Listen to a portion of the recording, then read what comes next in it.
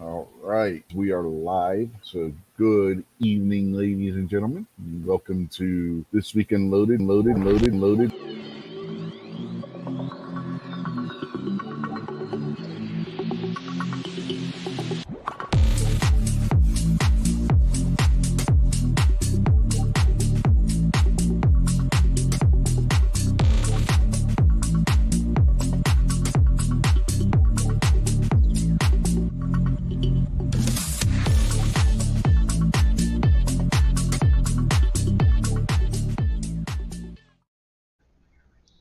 All right, yeah, like I says, we are live and we're on the Christmas episode, yearly, not so spectacular Christmas spectacular.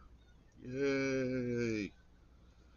So far, we got one panelist here. Hopefully, more will be rolling in as tonight progresses. But so far, we have Mr. Buck Stanley, the Tactical Fud, with us. How are you tonight? I'm doing good. How's everybody doing tonight? Well, according to that there in the YouTube chat, Jason's not doing too good, so hopefully he gets some rest and gets to feeling better. Yeah, just get some rest, Jason. Drink plenty of fluids. Yeah. Ain't much you can do but ride that out. So, you know, hopefully it doesn't get too bad for you. Got the candy cane killers going tonight in here with the crawler and the names and everything. A little more Christmassy, festive kind of color scheme than what we usually use on the show. How's your day been? It's been pretty good. Just a little cold. Had my pipes freeze up. They finally thawed out a little bit, so we got hot water in the kitchen again. You got Besides that, a everything's good. you got a basement or a crawl space? It's crawl space, That, and I won't looking forward to going up underneath there neither. yeah, that's when a torpedo heater comes in handy. You know those little torpedo heaters. We've when we lived in a place that had a crawl space and we had the pipes freeze, man, that thawed them out super quick. It took maybe an hour for that to get them all thawed out. You just stick that in the opening that you use to get underneath your house and let that blow warm air in underneath there. Yeah, it'd be nice if I had one. I don't have one. Then no place around you can rent one. Mm, not that I know of. They might, but shit, everything's closed now. But Yeah, hell, it's going to be in the 60s next week, so what the hell? yeah, it's supposed to be near 60 by next weekend here. Wait and see how that goes. Crazy freaking weather, man. Yeah, Christmas cold as hell. New Year's going to be hot as hell. Mm, People are gonna be at New Year's Eve parties in tank tops and shorts for God's sake. Yeah, didn't complain the first of the year because they sick. Mm, it's all Canada's fault. G23 was saying, no, it's the Pacific Northwest. I was like, no, if you look at the weather pattern, I don't know if you've seen the pictures of it, but it's like a roller coaster that was coming down out of Canada. It swooped down, went back up, swooped back down again. It's just weird. It happens so many years that we get a weather pattern like that. And usually it hits more into January and February. This year it hit in December. Yeah, I remember in January it was pretty cold. I hope it don't get that cold again. That negative, what was it, negative 13 or 14 here? It was cold enough. Man, last night it got the like -2 actual air temperature and was down to -20 something with the wind chill. It actually was 0 degrees. 3 o'clock this morning, it was zero.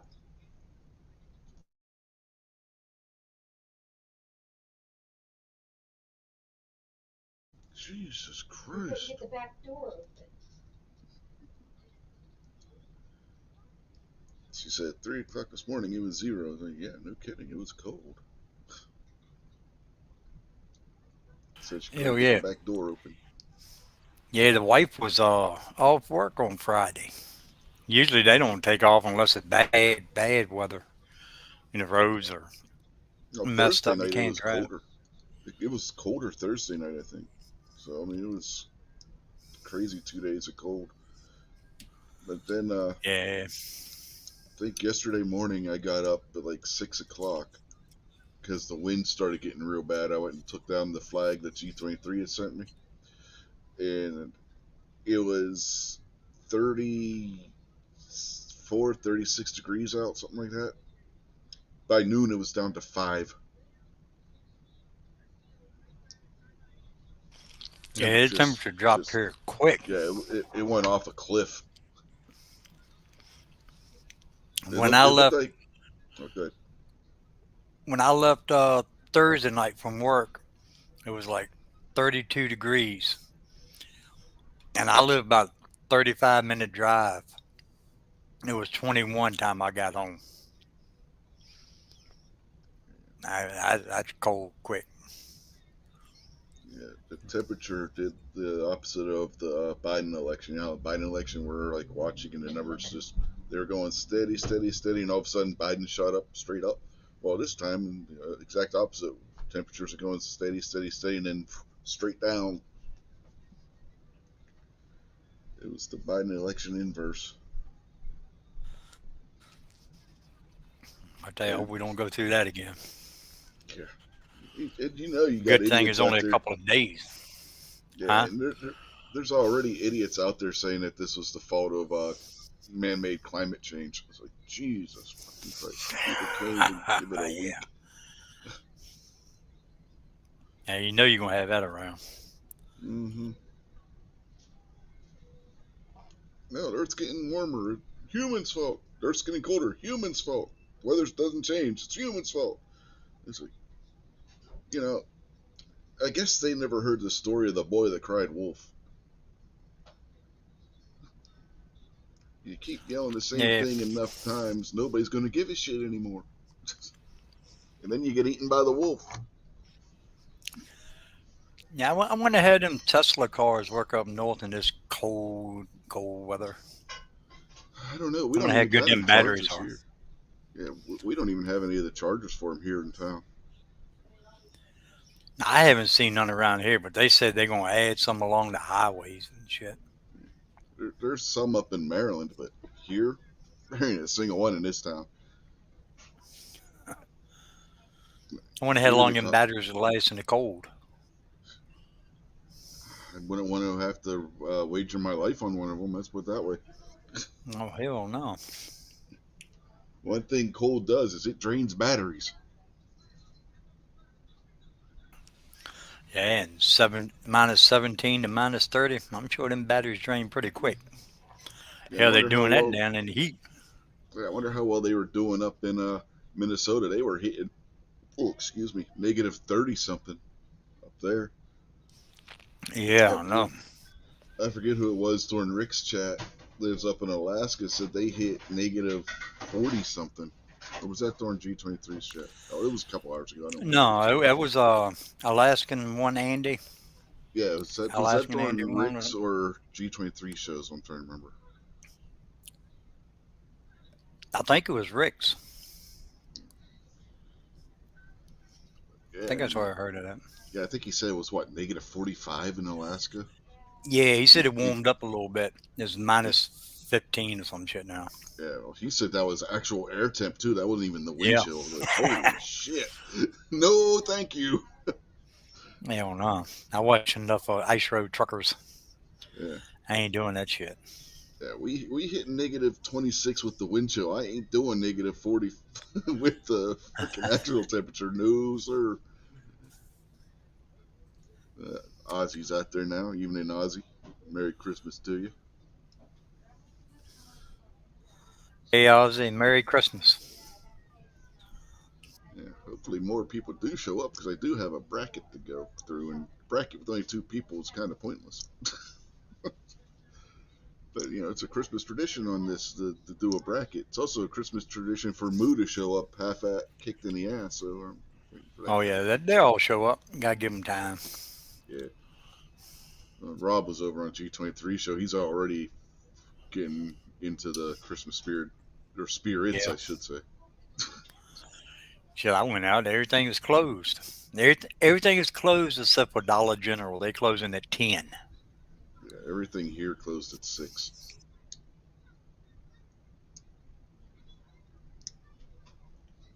including the Walmart. So if you ain't got anything you need for tomorrow by now, you're shit out of luck.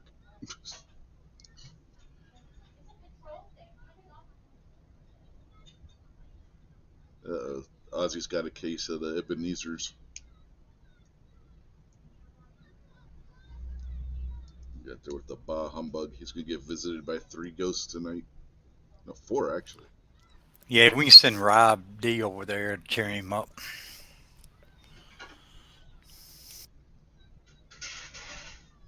Uh, Ozzy, did you ever know anybody named Jacob Marley?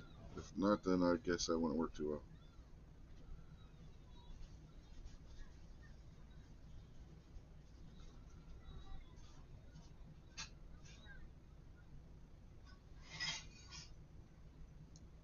It's amazing how many people don't get the point of what the spirit of Christmas yet to come was supposed to be. Like, oh, that's the New Year's. Like, you want to try again?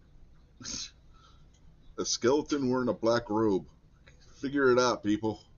It ain't the New Year.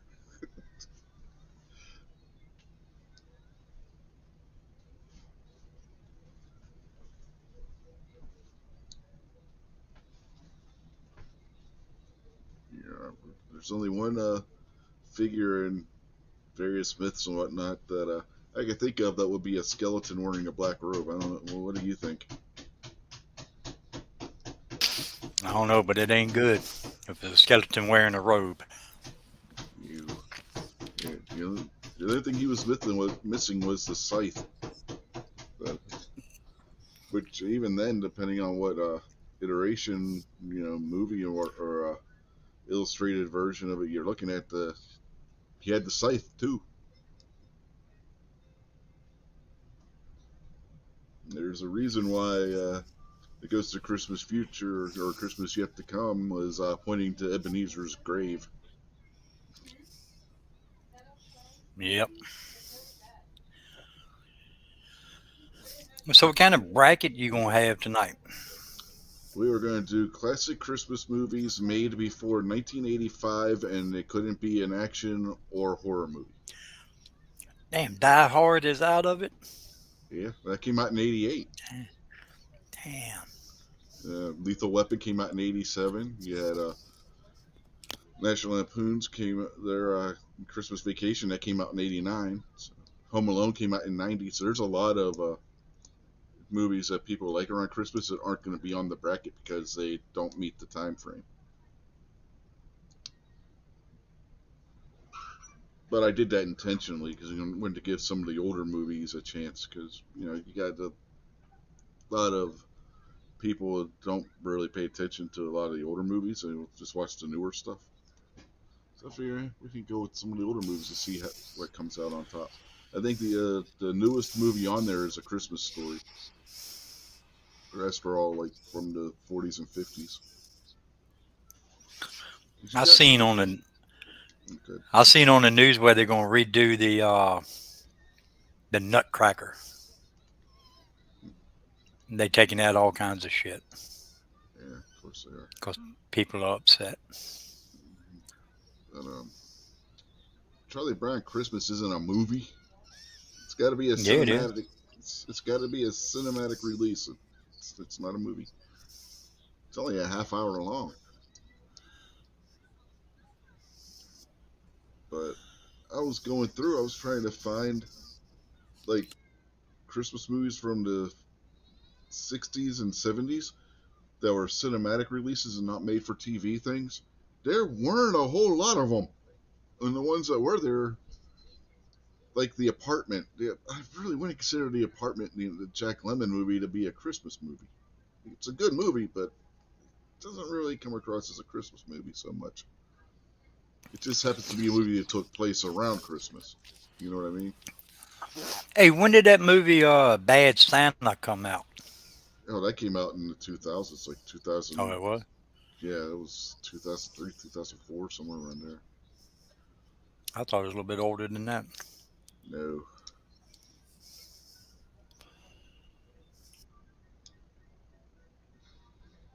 it's like for 2 decades there weren't a whole lot because you look at the 40s and 50s, even going back to the 30s, you had and the silent movies. There were a lot of Christmas movies that came out, and then like the 60s and 70s, there weren't a whole lot of them. And then you got it back up into the 80s, and you start seeing movies being made that are in that theme again. And in the 90s and the 2000s, you really start seeing. But for some reason, there was a real lack of any in the 60s and 70s. Yeah, back then they were worrying about the other Christmas tree, not the regular Christmas tree. Yeah, it's the 60s and 70s. You had more made-for-TV Christmas specials, or like the version of Miracle on 34th Street that came out in the 70s, made-for-TV movies, more so than you did Yeah, movies that were released in theater. I want to be clear on that. I'm not saying there weren't Christmas specials and stuff that came out in the 60s and 70s, because that's where most of the classic Christmas specials we watch on TV, like Rudolph and Charlie Brown and Frosty and Santa Claus Coming to Town, Year Without a Santa Claus, those came out in the 60s and 70s, right? matter of fact, I haven't watched that Miracle on 34th Street in a long time. I might have to find that tonight. If That you and got Home Peacock, Alone. the original Miracle on 34th Street, the black and white one, is on Peacock. And I Yeah, I think got Peacock. the remake from the 90s, what was it, 94? I think the remake came out. That one, I believe, is on Disney Plus. So you can watch either one. Yeah, I got both of them. So I haven't seen the made for TV one that came out in the 70s in a while. That one wasn't as good, though. The made for TV one.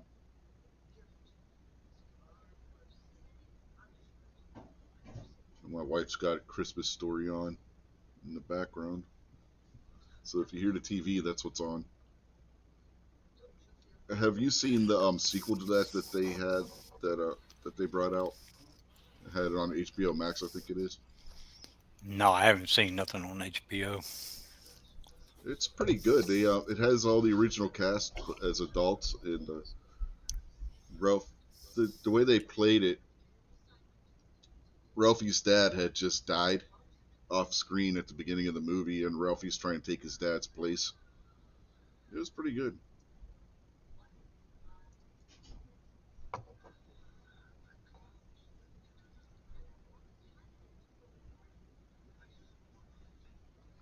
Unlike the one with Daniel Stern, the sequel that Daniel Stern was in, Christmas Story 2, this one, the one that they came out of Christmas Story Christmas, I think is what they call it, or something like that. It's a worthy sequel to the original. It's not as funny as the original, but there's a lot of stuff that calls back to the original, things that happen, and Ralphie still has that imagination that he had as a kid, Yeah, where he would just sound be like a sitting good there. movie. Yeah, you know how Ralphie, when he's sitting there, somebody would say something, he just his mind just wanders, and he gets that goofy look on his face. Does the same thing in that movie as an adult.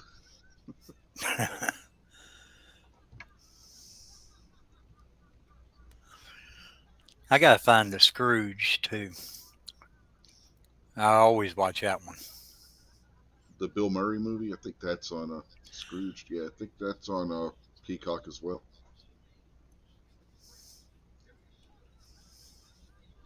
I was looking earlier to see what the Christmas movies they had on Peacock. I think that one's on there. Could be one. Thought I saw it on there. Maybe not. 34th Street. I saw it somewhere earlier when I was looking. Yeah, no, it's not on Peacock. Maybe it's on one. Probably on one of the other streaming services. Damned if I can remember which one now.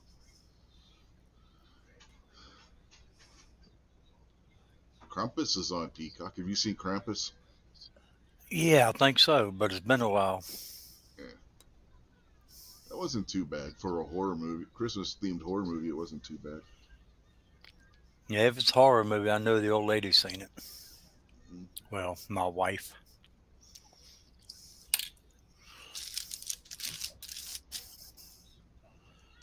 Of course, she's in the horror movies.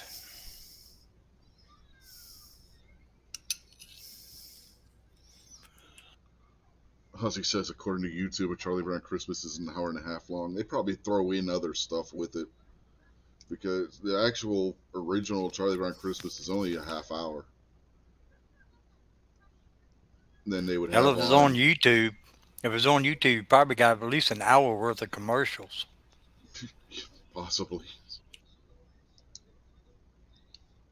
but they always had something else on after. They did two different things actually. When ABC was running a Charlie Brown Christmas, they threw in a series of Charlie Brown like shorts with it, and then there was another Charlie Brown Christmas special that came out.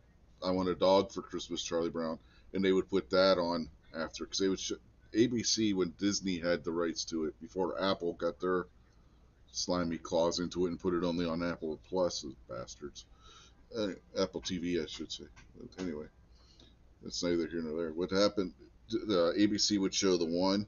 They would show it once with the shorts that were mainly centered around Linus's little brother, a rerun, and then they had another one that was also mainly centered around rerun where he wanted a dog for Christmas, and so Snoopy's brother Spike was coming to visit Snoopy, and Charlie Brown got Snoopy to hook rerun up with having Spike as his dog, and then Spike leaves at the end and whatnot because he wanted to go back home.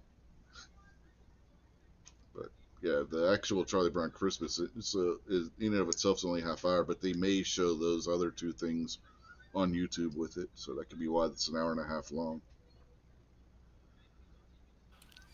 Shit, I guess it was ABC. I guess it was Friday was showing the old school, like Frosty the Snowman and all them old cartoons they used to put on.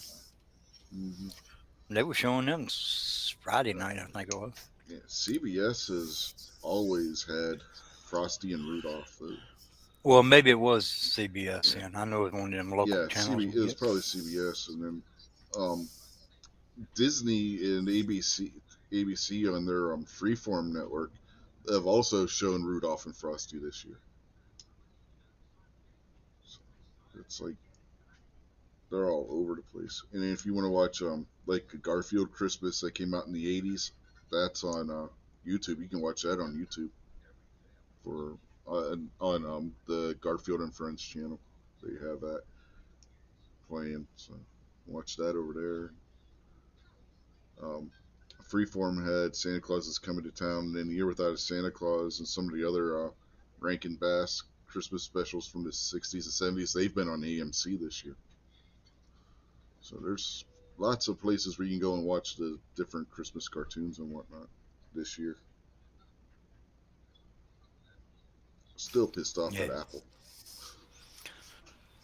yeah. Well, they make you pay for the shit now. Oh, Apple TV you got to pay for, yeah, and they're the ones that Yeah, have the Charlie Brown Christmas and all that. All that they have all the Charlie Brown ones over on the Apple TV. They got the rights to it and said that they're not going to show them on regular TV anymore. Because last year, the year before, when they first got the rights to it, they would show it on PBS. Apple yeah, was letting PBS carry the feed for one night, and then they had like a couple of nights that you could watch them free on Apple TV. But now you got to pay if you want to watch it.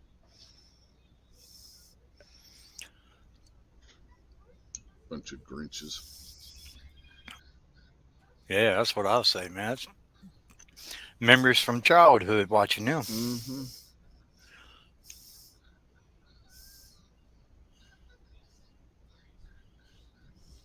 Yeah, we got the box set of all the Charlie Brown holiday specials somewhere on DVD.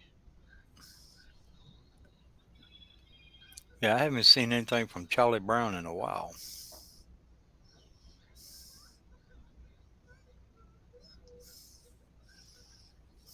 I ain't buying no Apple shit then.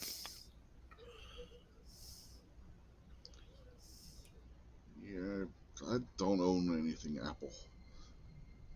The only thing I've ever owned that was an Apple product was an iPod Touch, and I had found it. It was laying on the ground after the Memorial Day parade when my son, I think, was in 8th grade at the time. We're walking back home, and it was laying there on the ground. There was like nothing on it really. There was no personal information to get a hold of anybody, any of that kind of stuff, and contacted Apple, and whoever owned it had never registered it. So even Apple Damn. didn't know how to, because I was going to return it to whoever lost it, Couldn't find any way to get a hold of the person that lost it. So when I contacted Apple, the guy was like, "Congratulations, you just got yourself an iPod Touch." Damn. He registered Yeah. it in my name and everything. There Set was you no up, did there was no way to find out whose it was. It could have been anybody's from any, because the small town we lived in, there were people that from like a few towns over and whatnot that would come and watch the parade and stuff. So who knows who the hell lost it? You know, there was no way to identify it. It's not I, like you've got I a bet you wallet. You can. somebody was sick after that.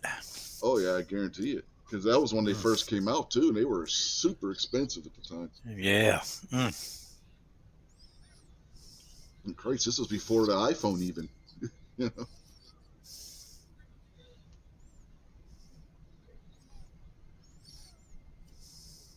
everything that was on it was some dirty pictures. Uh oh. I kid you not. That's what was on it. Some porn star lost it. Oh, they weren't quite that dirty, but they were borderline under that. There was pictures of women that were tied up and stuff, but they were wearing like bikinis and stuff. But yeah, that was there was that, and I think there was a game or something that was on it. That was it. No Apple store that was logged in or anything that could be traced by Apple when they tried tracing it.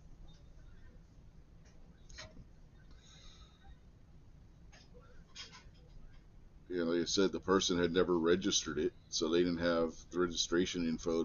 Because the guy said if for me, he took my contact information and then he would have ran the serial number and everything to see if it had been registered, and nobody had registered it. So he had no way of getting in touch with the person to let him know that I found it. Because what he was going to do is he was going to get a hold of the person, let them know I found it, and give them my information so he could get a hold of me, so that we could get it back to him. And there was no way to do it.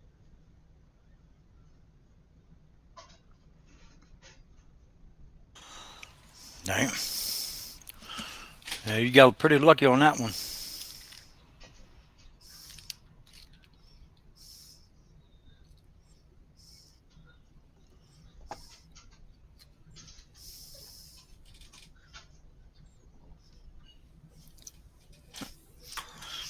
Yeah, people blowing my damn phone up.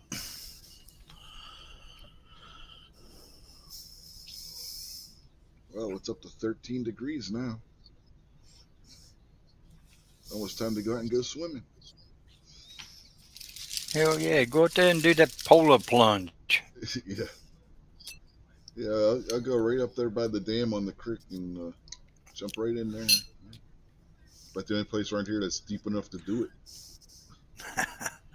The river ain't deep enough, and the creek is only deep enough at that spot.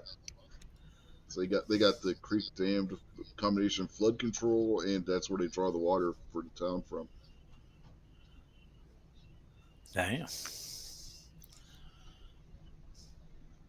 Yeah, the waterworks is right there where the dam is.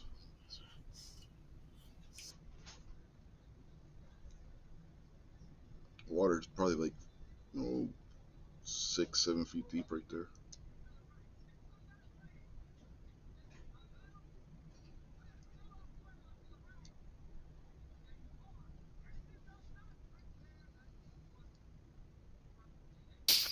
I don't see how them people do that shit.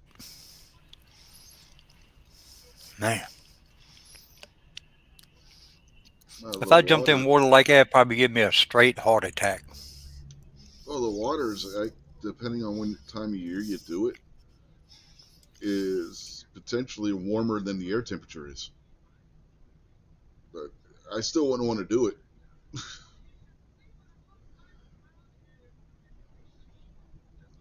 Yeah, going in ain't bad.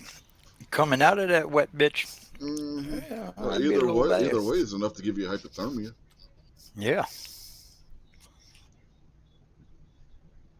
Yeah, I wouldn't be doing that shit. Charity or not, I ain't doing it. It's like what they were talking about on a G23 show. Somebody sends me a box of ammo expecting me to go buy a damn firearm to shoot that box of ammo. They're going to be waiting a long time.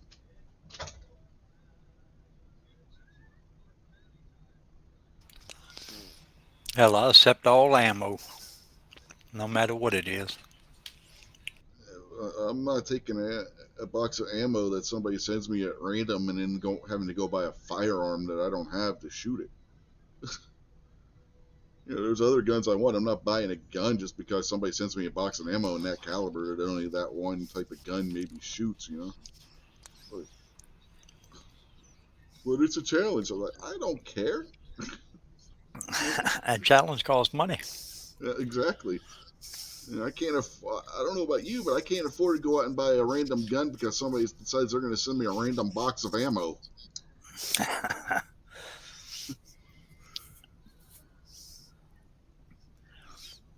Yeah. I've been Uh, sitting here trying to think of what I'm gonna buy next year. What my first gun will be, and I don't have no slightest idea. I don't even think I got one in 2022. For Christ's sake, I think the last gun I got was 2021.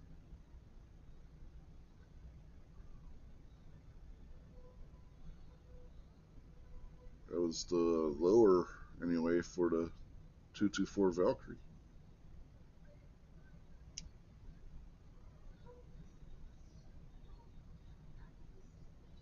Last gun before that would have been 2020. That would have been when I got my P365.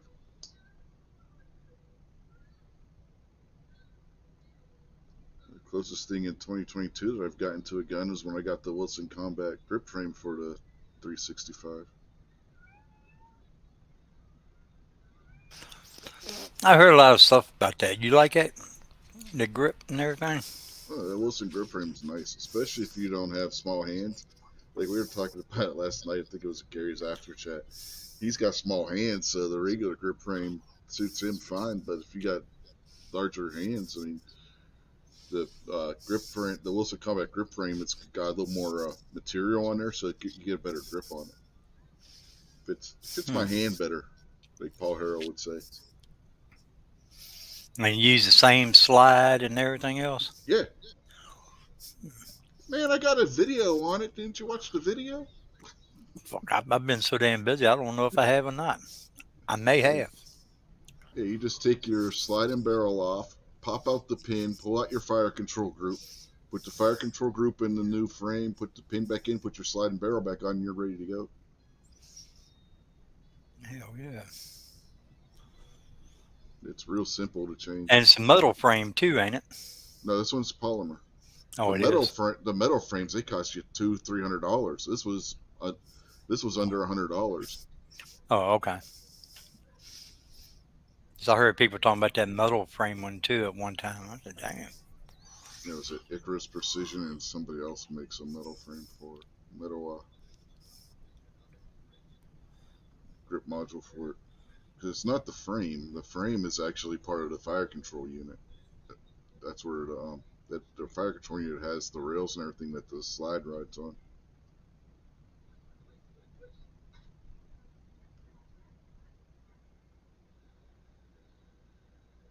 Yeah, I thought about looking into one of those aluminum frames for it, but then I saw the price on it. I was like, nope. You can almost buy a goddamn whole other P365 for what the damn grip frame, the aluminum grip frame for it costs.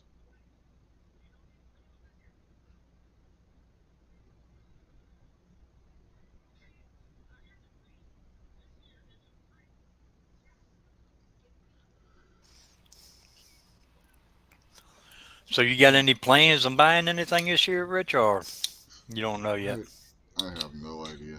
I gotta wait and see how finances and stuff go before I can even think about any of that kind of stuff. Yeah, I know what you mean.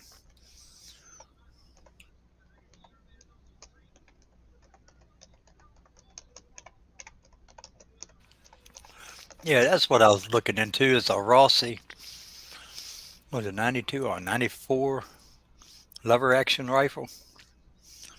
I Hmm. gotta give me something 44 Magnum.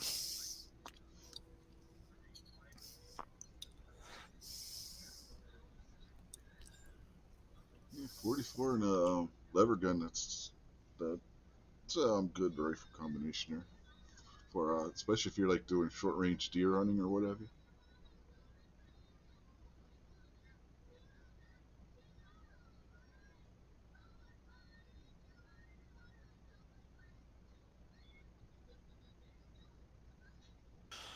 As long as since I was a little kid, I always wanted a lever action gun. Eight and so never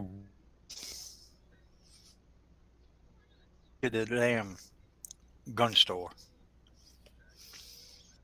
Their local gun store, all they got is damn Henry's. Mm, they kind of high.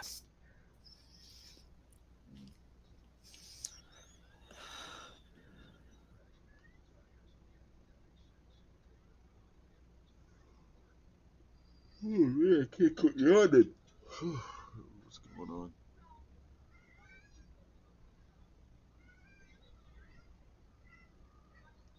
Yeah, Icarus and he's the main one that does the aluminum slides.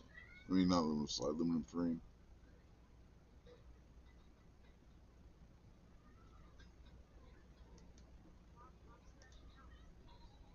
They don't look all that great. Doesn't look like they have hardly any stippling on them.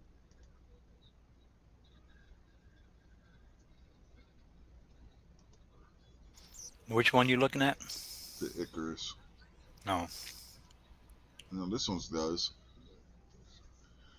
I guess they have different models of them.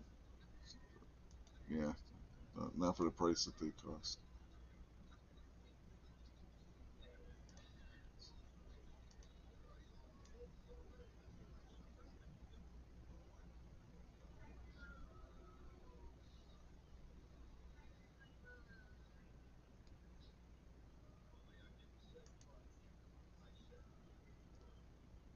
Trying to find one in stock anywhere, so apparently it isn't easy to do either.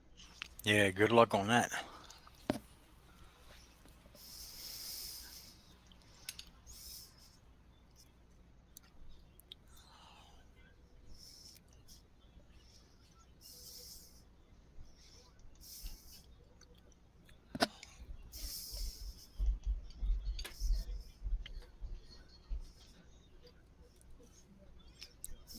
And looking on the Icarus website, they only have complete firearms. I don't even have just the frame anymore or the grip module.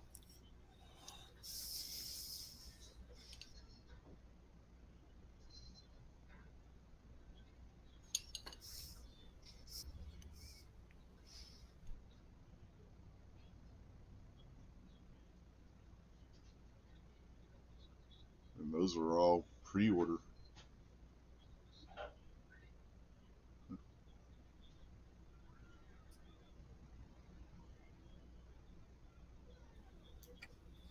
So I guess you ain't getting one anymore if you just want the frame. Apparently they don't sell just the frame anymore.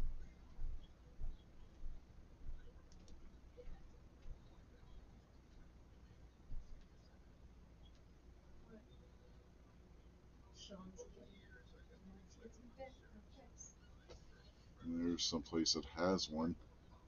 $379.95. That's worth 320. So I ain't even the 365 one.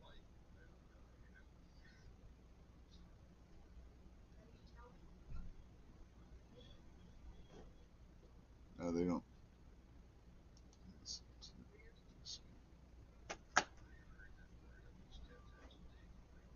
320 for the Icarus grip module.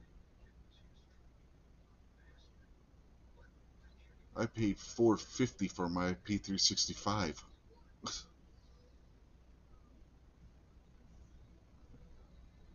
That's crazy. Crazy, crazy, crazy pricing. Yep. Didn't realize you weren't in here anymore. I was looking at something else. Yeah, my damn internet keep.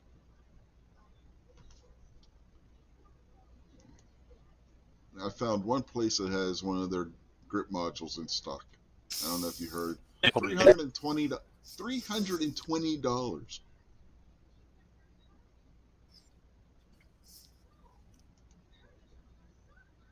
My P365 was $450 when I got it. $320 just for the grip module, for the aluminum grip module. Like, nope, I will pass on that.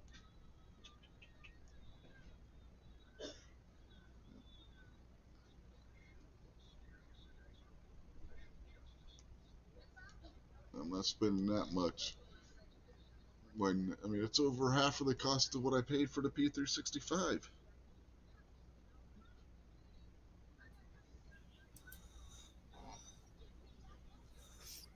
Can you hear me?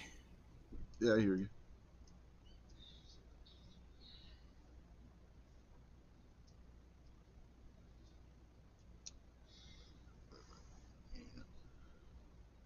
Yeah, what do you think? 320 for that grip module?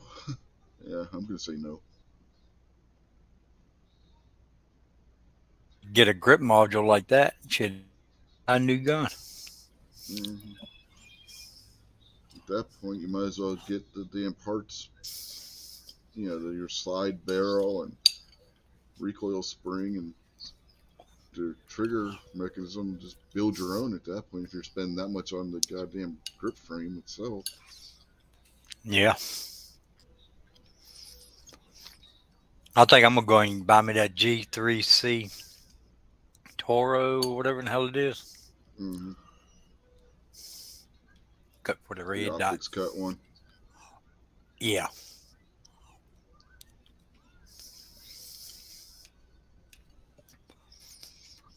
Seems like everybody's going with that now. Yeah, Woods is out there in the chat. He just popped in. So, evening.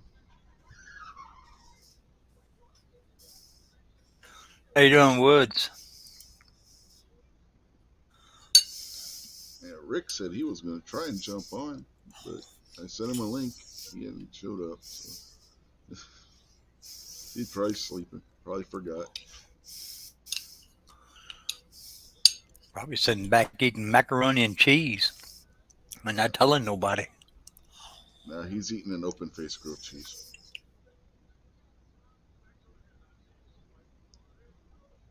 Wood says he likes his Taurus 605. It's the only Taurus he has.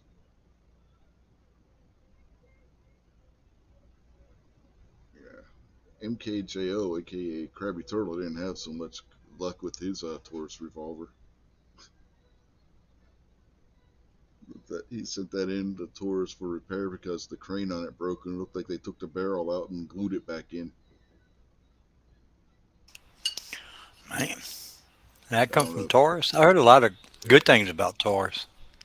Yeah, I don't know if you. So I'm gonna assume you didn't see the pictures that he sent in to Gary. Showed month and a half ago, I guess now. But yeah, I think it was he had a Taurus. I think it was an '85, and he had just gotten it, and the crane broke on it, and he sent it into Taurus to get repaired, and that's what it came. That's the state it came back in. It looked like they glued it in with wood glue or something. Damn. I don't know why they even took the barrel out. To be perfectly honest with you, if they're replacing the crane on it, I don't know why they. I don't know.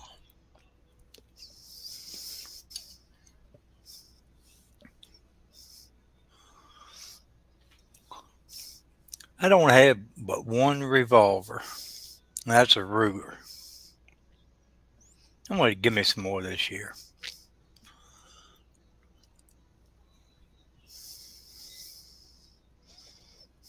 I got two. I got the Heritage Rough Rider, and I got the Smith and Wesson Model 627.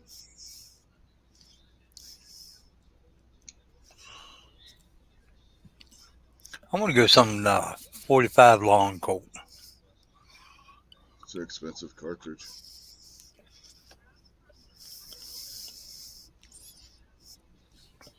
I think I still have one box left of that. Wait a minute, I do have that circuit judge, so Yeah, if I you're don't know if reloading, you. yeah, if you're reloading your own, I mean,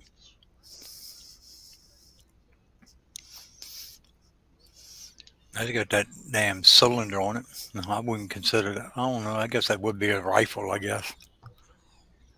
yeah, that's a rifle.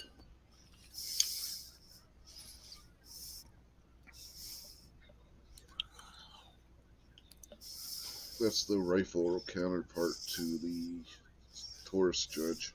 They're made by the same company. Hey, Rick. Yeah.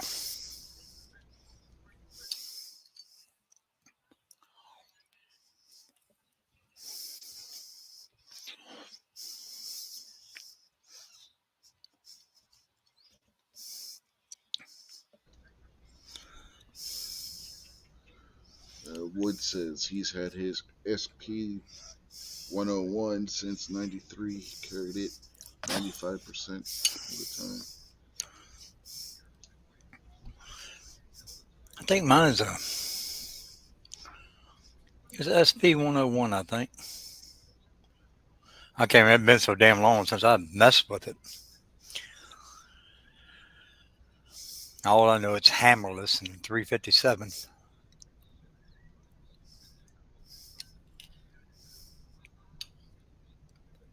Is it a 5 shot? Yeah. Yeah, it's probably yeah, it's SP 101 then.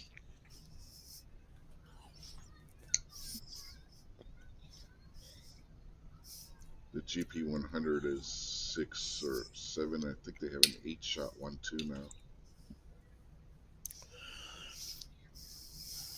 Where's the 8 shot of Red Hawk?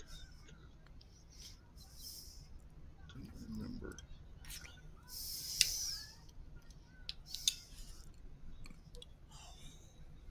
Anyway, I like to get a 686 plus myself.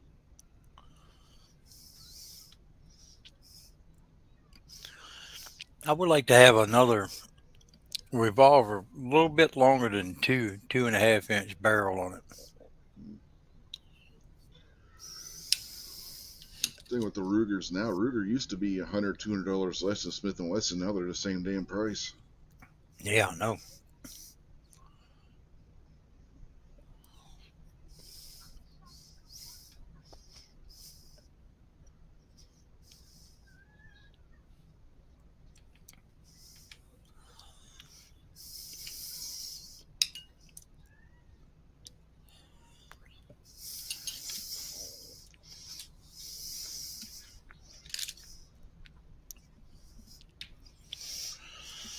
Yeah, they just showed the scene in a Christmas Story where Ralphie finds out that his decoder was just a way to get him a commercial. Be sure to drink your Ovaltine.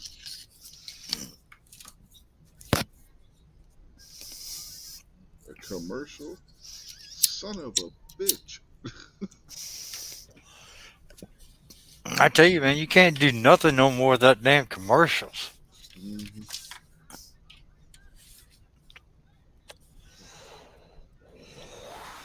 Yeah, Vanessa Kitty's out there, so evening Vanessa. And Wood says his is a 5 shot. His a SP 101. Yeah, Yeah, mine's a 5 shot. I remember now. Hi, I Vanessa. Merry Christmas. believe all the SP 101s are 5 shots. That's why I was asking you because you said you couldn't remember if it was SP 101 or not. That's why I asked you if it was 5 shot. If it's Ruger in 5 shots and it's SP 101.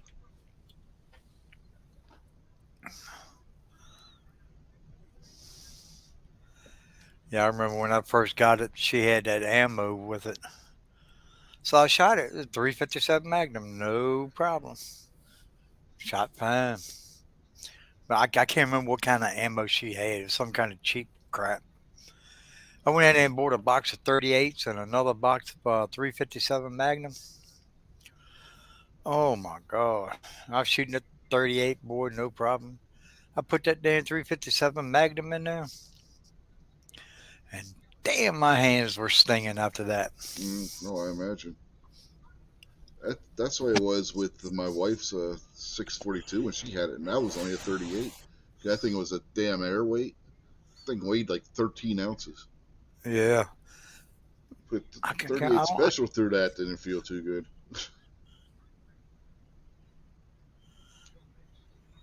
Put 38s through my 627 and you don't even feel it. It's like shooting a 22.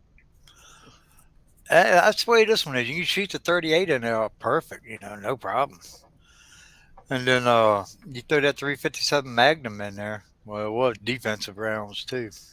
No, the 357 Magnum in the 627 really doesn't have a whole lot of recoil. That's a heavy revolver. It's an end frame.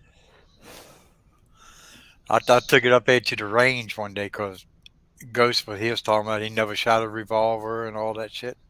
So I took it up there and let him shoot some of them 38s through it. He was having fun. He said, "Let me try the 357." So I gave him the box. He shot 5 rounds. He said, "Give me the 38." Give me back the 38. Yeah. I said, "Yeah, she got a little different kick to her ass." Yeah. My wife doesn't like shooting the 38s through the 627. She wants the 357 Magnums when we're bored shooting it.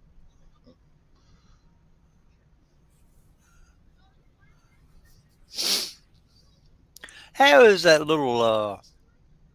357 Magnum bird shot a rat snake? The rat shot I've never work. used it. You ain't never used it? No. I think the only time I ever used that stuff was like in a 22. Yeah, you gotta be careful using that stuff in the 22, especially if it's one of the ones that has the aluminum um, case on it, because that aluminum case can swell, and especially if you're using a revolver or it's semi-auto, you might get failures to extract and feed and stuff. And then with the revolver, it might get stuck in the chamber. I ain't never shot it in a revolver.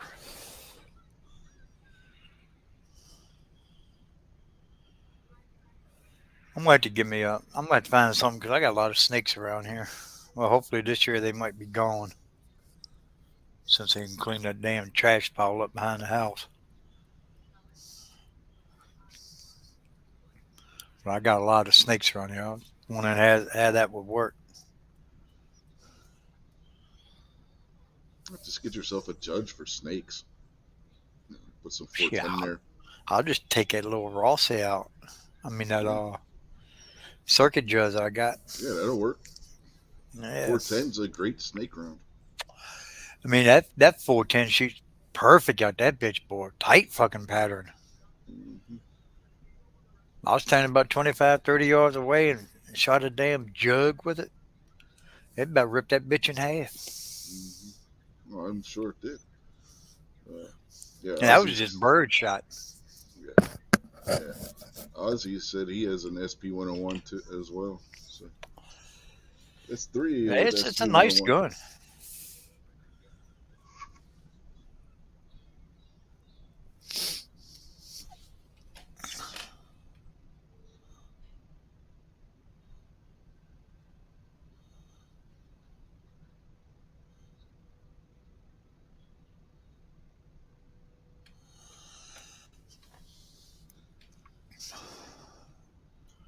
Yeah, I didn't think them snake loads were that powerful. Yeah.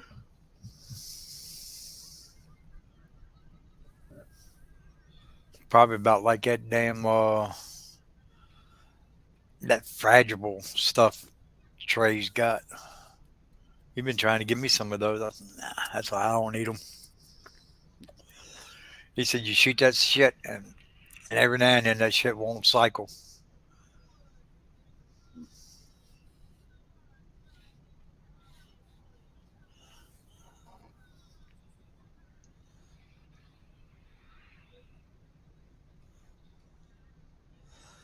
I gotta go and get me a shockwave.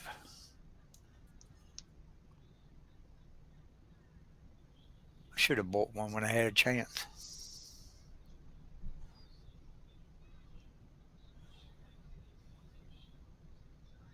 Yeah, you can still get them.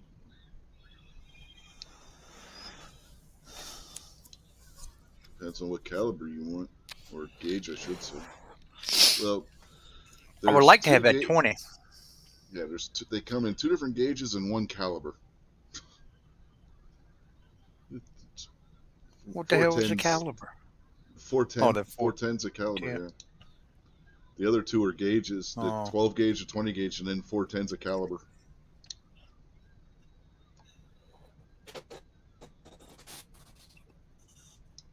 I like to find somebody who's used that 410 AR upper from Bear Creek Arsenal. I'd like to get one of them bitches. I got the 20 when they first I came out bet you with that it. bitch. Woods. Yeah. We saying about the Shockwave. I got the 20, the Shockwave and the 20 when they first came out with the 20.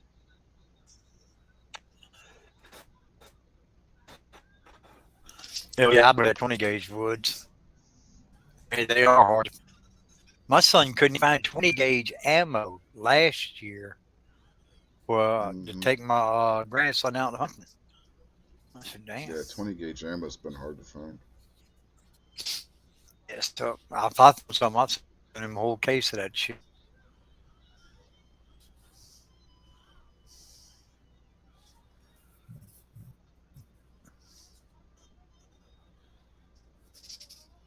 I think the rate is going. I'm gonna start doing shotgun shells too. Yeah, I thought about doing it, but don't have the money to get into it right now. I don't know, me neither. I'm just making up some plans and what I like to do. Maybe Santa Claus have me and bring me one for Christmas. Well, I doubt that.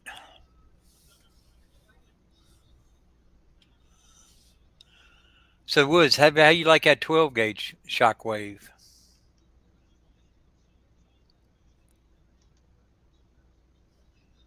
I was thinking about going out and looking into buying one of them, with the mare's leg or something.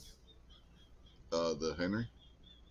Yeah, well, that motherfucker got a lot of kick. I seen Slim Cowboy hit that shit one time and it bruised his fucking shoulder. Hmm. What the hell one did he got? I think it was in like 44 Magnum, I think. Hmm.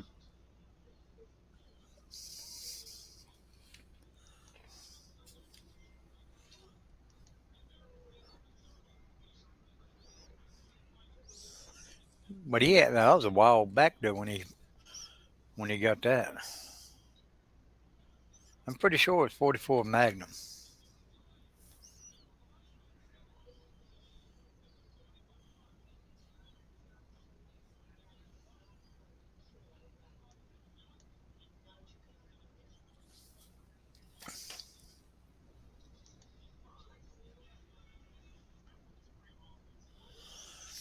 Yeah, Wood knows what I'm talking about. He's seen it.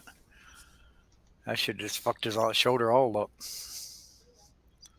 Which they ain't made to be shot from the shoulder, are they? No. Uh-uh. I wouldn't think so, because that shit right close. Yeah, he said Slim Cowboy had to send it into Henry twice. Damn. Yeah, that's back when they first come out with them, I think.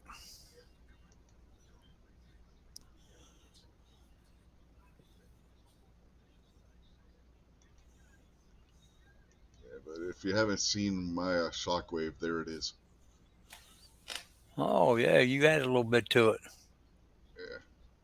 Changed the fore end, put the AR-15 style pistol grip on it, because it's got the adapter for putting an AR-15 buffer tube on there. with the pistol brace, and put an XS big dot sight, night sight on the front, and a heat shield, and then the cartridge carrier there on the side, and the sling. Huh. That looks right nice. So how long is it now? It's a little bit longer than what it was because with the bird's head made it about 26.5 inches because that's what's got to be legal. Now it's about 27, somewhere around there, 27, 28, something like that, inches long in the overall length. Yeah, that's pretty nice. I like that. If they put through that rule that everybody's got the leak saying that they're doing, nobody knows for sure anything yet because they haven't officially said anything yet. But if they put that through and they grandfather or they give you the free tax stamp, I'm going to put tax stamp on there and just put a stock on it. I don't like leftover tonight because of SBR, SBS, the thing. Put put a real AR stock on there instead of that, or maybe even a wood stock. Get one of those AR-15 wood stocks and put it on there. Keep the wood look going. Yeah, I like that wood look. I think every damn shotgun I got, and just just about every rifle I got, it has is that black synthetic shit. I like it better wood. Yeah. Well, this came with the black polymer fore end on it. Like I said, I changed it out and put the wood one on there.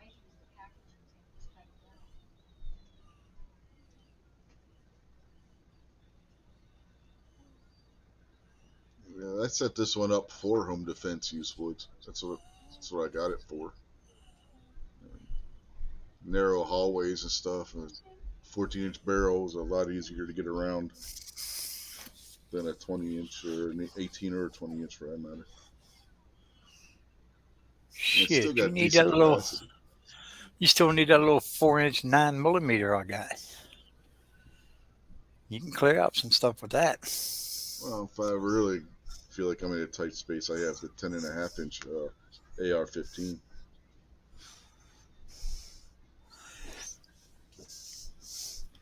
Yeah, I got to decide what I'm gonna do with that 4-inch one. I think I'm going to get me a designated lower for it. I ain't gonna be switching back and forth.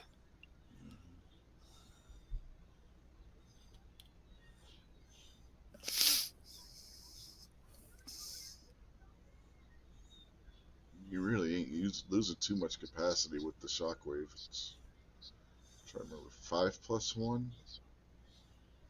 with 2 3/4 inch shells. I think my shotgun. What the hell I got? Well, I got that security 320 security. Mm, Yeah, Stevens. That's who makes it. I think that holds 6 or 7.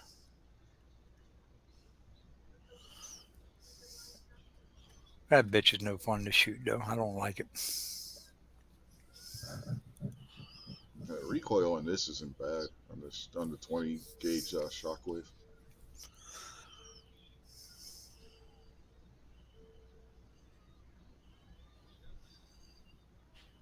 I think the recoil was better on it than what it was on the KSG that my son had because I said before on other shows. I don't know if I've ever said it on this show or not, but I said it last night on Gary's. My son got the KSG, watched me and the range officer at our range shoot it, and promptly sold it without shooting a single round through it. Yeah. He's like, "Nope, I don't want it."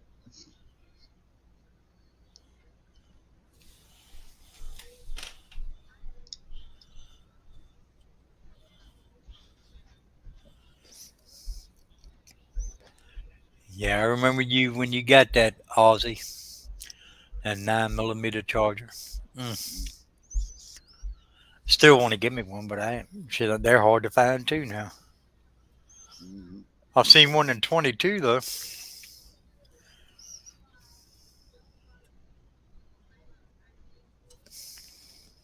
Yeah, they got the one in 5.7 now too. I don't know if I'm going to go with 5.7 or not.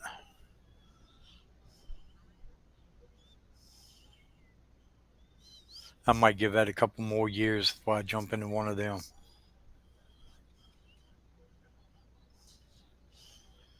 To me, everything's still a little bit pricey on those. Mm-hmm. Yeah, the ammo's expensive on them.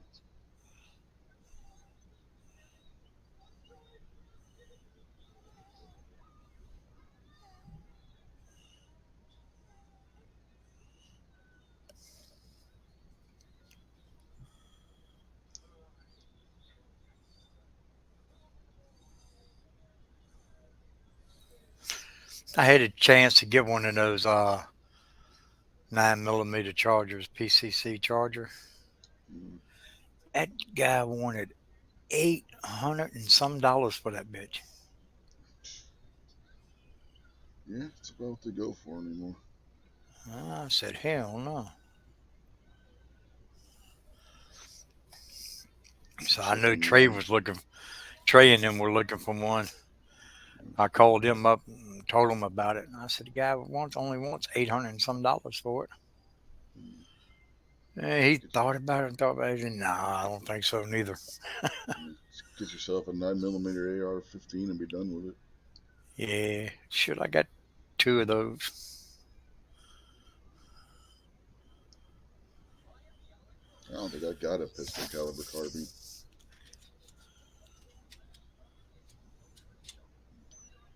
Closest thing to it's probably my damn Henry 22.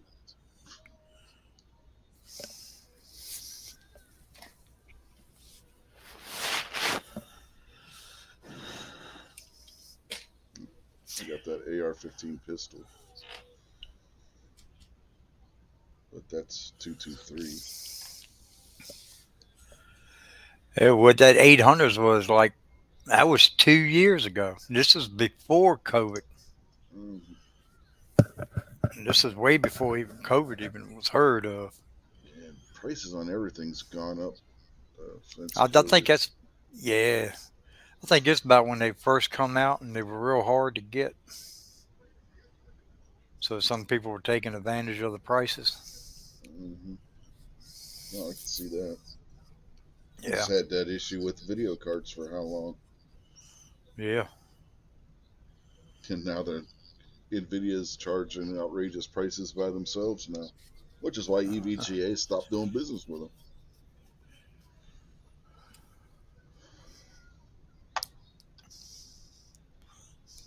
I wouldn't be surprised if you were to sell that for 1,000 and get them. Say you wanted to sell for 1,000 and get it, Woods. To be perfectly honest with you, I wouldn't be the least bit surprised. Throw that on gun broker, I guarantee you probably get more than that. Or better yet, take it down to Tulsa at Wanamaker. You can get it. Mm-hmm. Tell them it's one of a kind.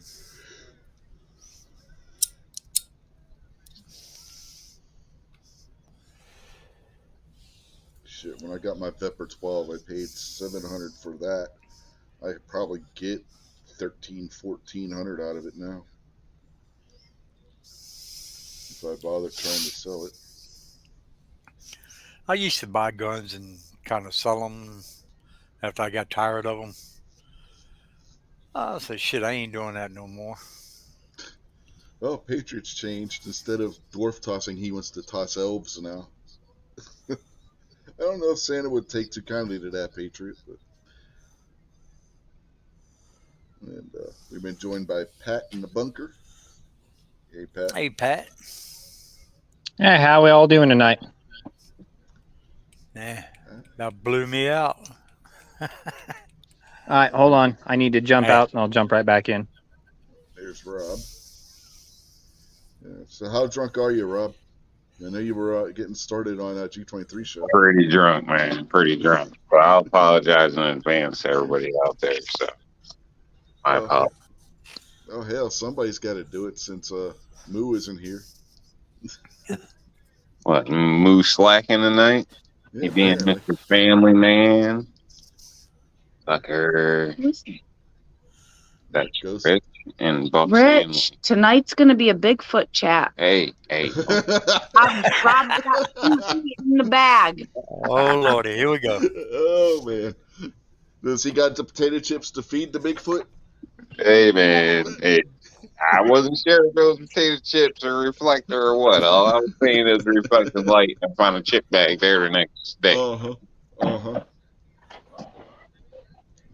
Is that kind of like hiding your cell phone in a chip bag? Tomato, whatever. Okay. How's the audio? Is everything better now? Yeah, you sound good, Pat. You sound Okay. pretty good for being a dude in a bunker. Yeah, not too bad. I got the Starlink now. Just joking. Big Shot got the Starlink, Mr. Big Shot. So, bitch. Now, hopefully Yeah. here in the next couple weeks. Well, out there in the chat, we've also been joined by Ghost Tactical. Got Woods asking if elves are slaves.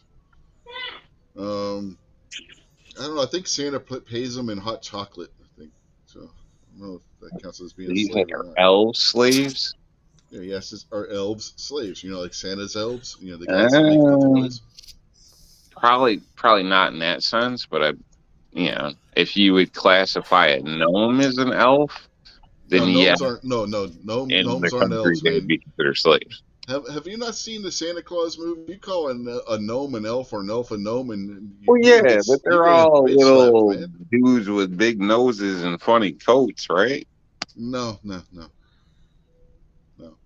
You call one of Santa as elves a gnome, and they're gonna bitch slap you. All right, I give you that. Patriots What's going on, since he always fellas? missed the midget.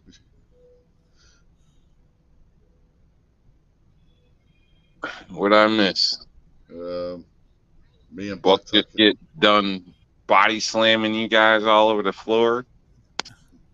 No, we were talking. Me and Buck have been in here talking about guns. We'll wait and see if anybody else showed up.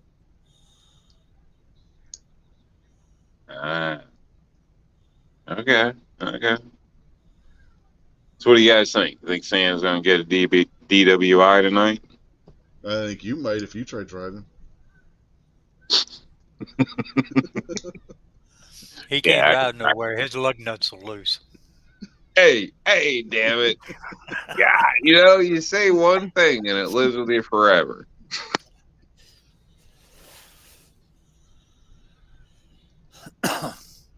Somebody said Black Cat was coming over there to make sure your shit just, is tight.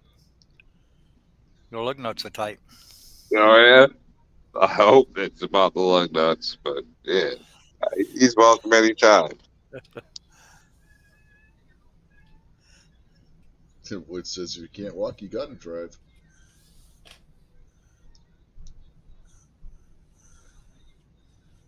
So if somebody gives Santa eggnog for Christmas, do you think they're spiking it with rum or brandy? I would. I know you would, but we already know you can be an ass for that. So Just because I can. I'm kind of an army bastard. You're the guy that comes on our chats and scares Ghost Tactical half to death, talking about how you got to put a cow's butt back in and stuff. Oh, I remember. I'm not gonna lie. I had to do that again today.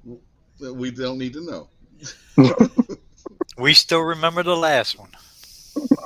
Very well. Wood says rum. Yes, I know. Rum is traditionally what you spike the eggnog with. That is absolutely correct.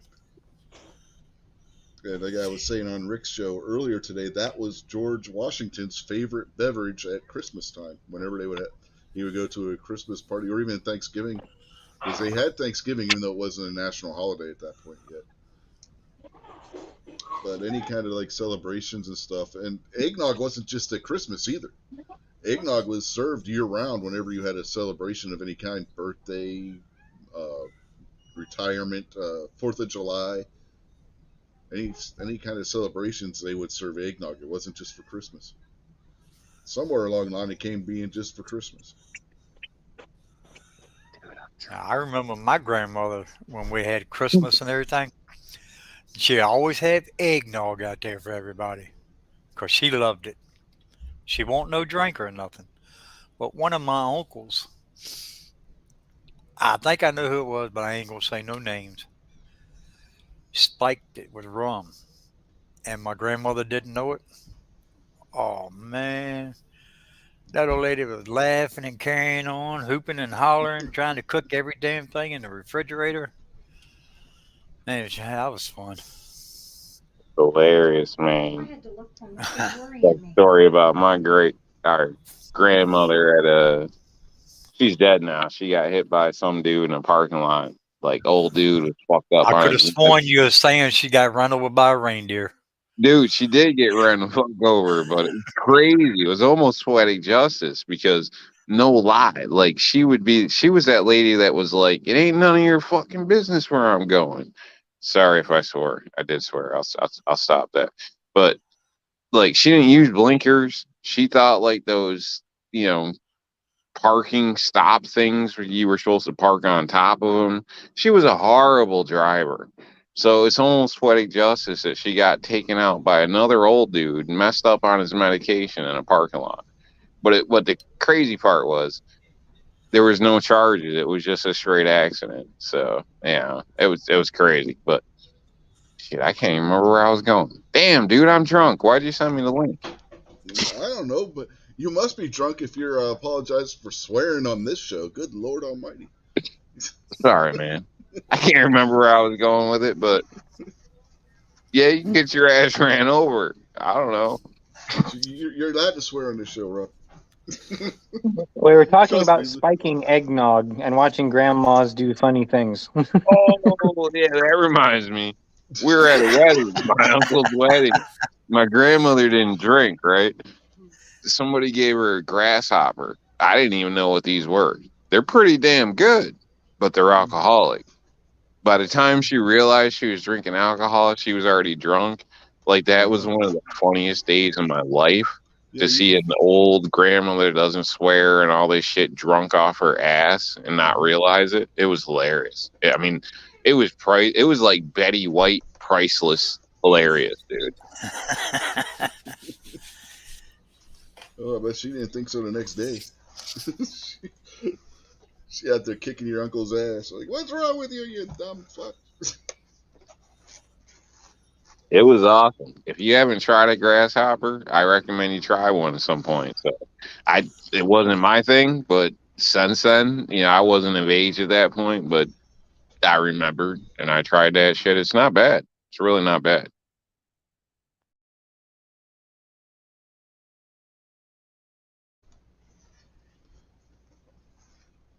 Yeah, no, I can't say I've ever tried one before. So. Not sure what's in it, but if I remember correctly, it tasted like a shamrock shake. Yeah, it's got mint. I know that because that's where the green It color was for good. it comes from. It was good. Like, kind of like a white Russian, but minty, I guess. That's probably wrong. That's a drunken me talking, but it was good.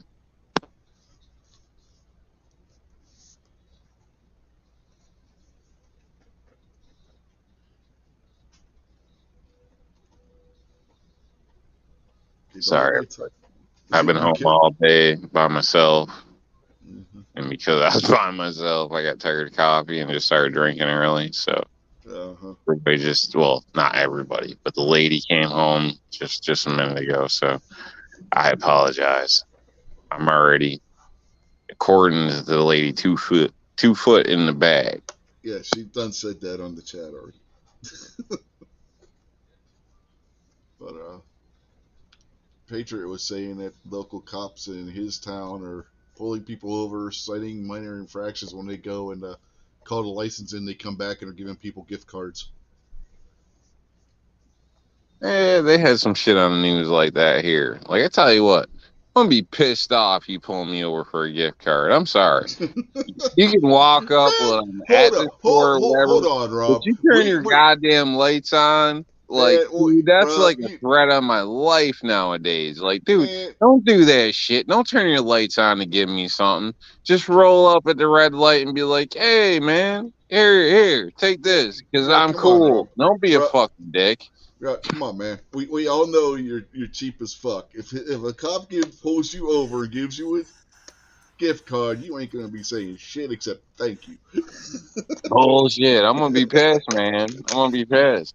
I Well, Well, maybe there's if a you're story I drunk. can't really get in too deep, but I knew a cop years ago that pulled me over on my way to work.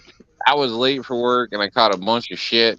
And even though I passed on that, like, this cop pulled me over to bullshit, it still turned out to be fucking problems. Like, dude, just stop fucking with people. If you want to give them something, give them something. Don't turn the goddamn lights on.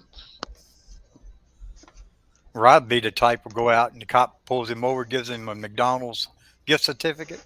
He'll bitch and complain because it ain't Burger King. It's not a salad. Man, don't you know my slogan's eat a salad? You know what goes through my mind when I see those lights light up? Like, hell no. I'm like, today's the day I'm gonna get die. Like, no, man. Like, dude, I don't give a shit what it is. It better be an emergency.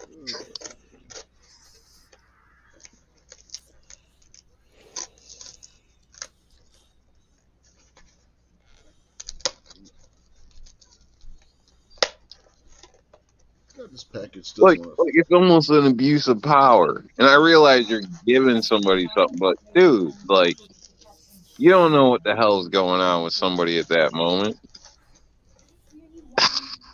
I don't like the idea. I think it's an excuse to fuck with people. That's what I truly think it is. to. I think Yeah. 1 out of 3 get a ticket and the rest get a gift certificate. Uh-huh.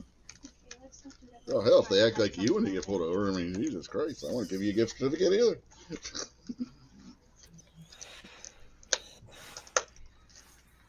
Man, I pulled you over to give you a gift. You're gonna bitch at me and shit. I've seen Like, them more times than once turning the lights on and running through a stoplight and then turn the bitches off. yeah, I seen that shit like 2 days ago. Dude was all lighting shit up. Like, that was a horrible story. There was a new vehicle, damn Ford. I will state for you Ford people. I can't say what exactly happened, but I was driving to pick a pizza up. Next thing you know, it felt like my car was falling apart. So I'm freaking the hell out, especially after last week with a damn tire coming off on the truck. And that's a whole nother story I don't want to get into, but needless to say. So I'm freaking the hell out. Pull over to the side, get out, start checking my shit out. Like, what the hell is this? Dude, it was a piece of shit brand new Ford that I don't know what the hell happened to it, but it wasn't my car. But it was so bad, I thought it was my damn car. You know what I'm saying? Like, screwed my head all up, bro.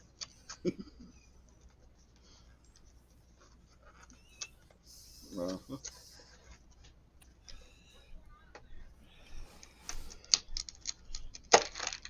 Was Bigfoot driving the Ford? No, Bigfoot was driving Nah, I the couldn't lady's couldn't truck. see who was driving. I didn't see, but all I noticed is they cut right behind me because as soon as I feel like felt it, not even heard it, felt it, I cut to the shoulder and went for my first, turn off to try to, pull in. I actually pulled into an M&T bank to check my car out for nothing. Uh, but yeah, it was that damn bad.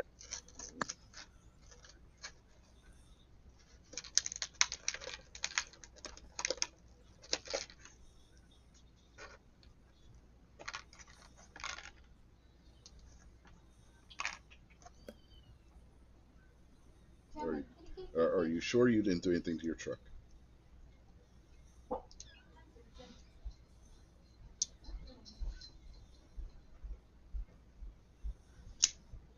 Or car or whatever?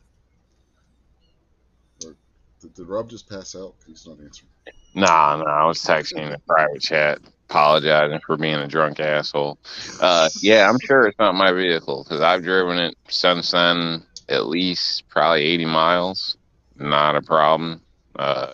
Besides a goddamn passenger door not wanting to unlock this morning, which I had to like run my car for like a half hour with the heat on the vent things pointing towards the door to get it to work properly. So, and I'm sure there's people out there like, oh, buy a new car. I don't know. I guess it was my old ass grease, so maybe that's on me. But once it heated up, it did unlock, and the cars run great. Actually, if I wasn't a responsible person, I'd be out driving now because the car just, switching them gears, hearing that shit, like, oh man, it's miles per gallon. I'll tell you what, miles per gallon. Mm-hmm.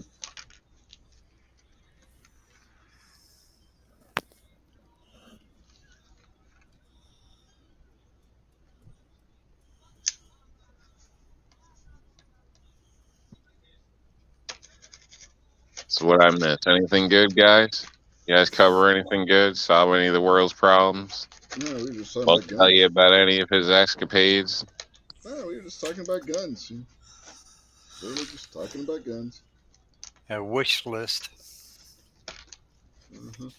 If you wouldn't have been too busy talking to G23, I'm trying to get the guy to wear pants, eat a salad. He's coming off the Glock thing a little bit. So he's Yeah. publicly admitted he owns, like, I think more Tauruses than Glocks or something like that. So I'm not quite sure why he's representing G23 as a Glock guy, but, I'm working on him. Mm-hmm. Next thing you do, you have him be eating salads. The next one, you Rob. So you just said he's doing, Buck. Yeah, that's the goal, man. Salad. It's the goal. You gotta eat salad or else you end up full of shit. Or I think even if you eat a salad, you end up full of shit. That's why you gotta use the bathroom.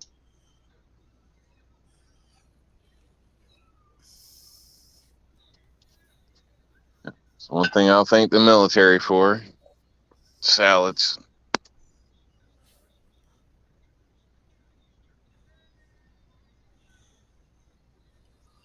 I don't think the military invented the salad.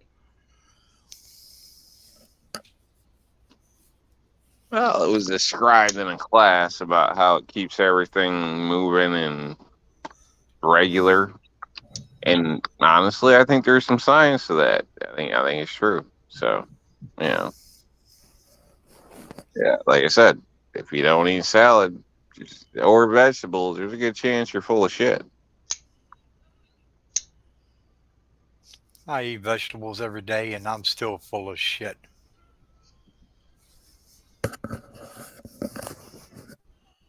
Rob's certainly full of something right now. Don't know what he's drinking, but he's full of it. I'm drinking the Kraken Black Spiked Rum tonight. So, yeah, that's right. Set it on.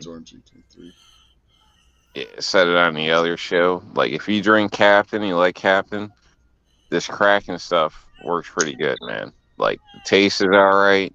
I think it's $22 a bottle in New York, so that's pretty cheap. Like, and it may be not cheap, but compared to like a lot of stuff, that's cheap. It's cheaper than Captain Morgan, and it's 94 proof.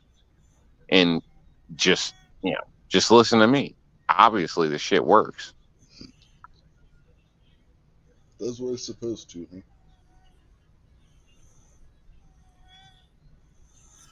You being mighty quiet over there, Pat.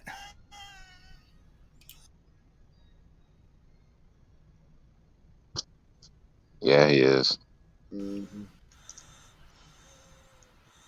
Pat's scheming.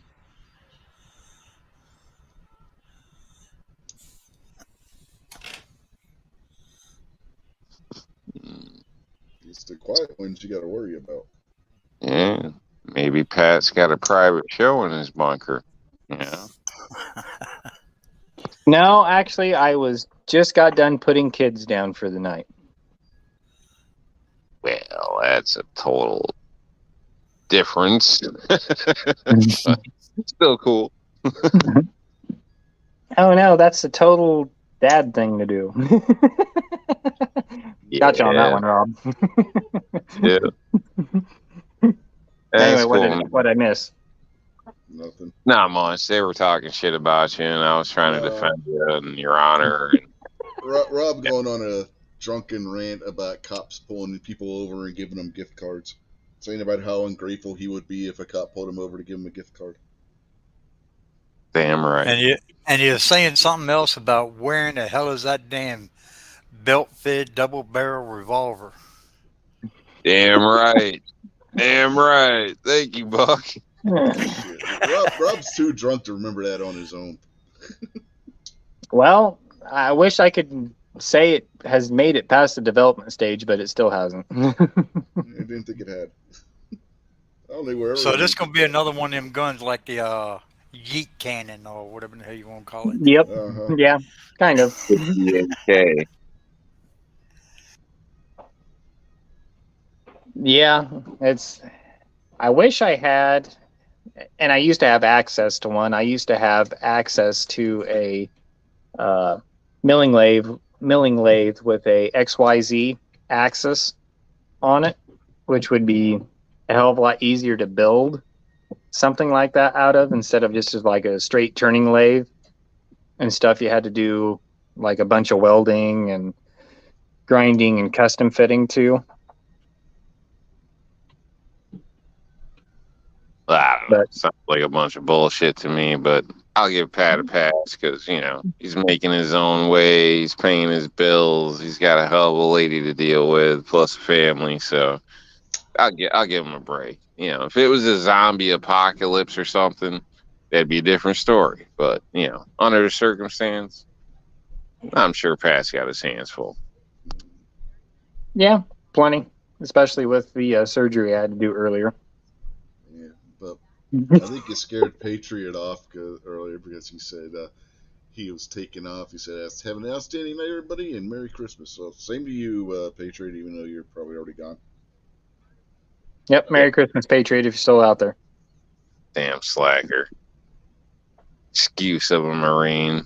The hell is it? 10 o'clock and you're going to bed? Shit. Oh shit, that reminds me. I need to go up and go get my drink. Well, Rob was close to the right time. It's 20 till 10. Rob, you're off by a little. Yeah, I'm rounding it up. It's Marine. You got to be simple. So, Patriot's a hell of a guy. I'm just saying. I don't know. It almost seems like he's whipped lately. So maybe he's got a new date. Yeah, anything's possible.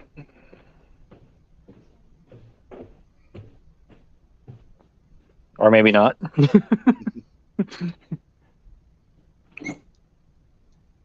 Let's see. What do we got here?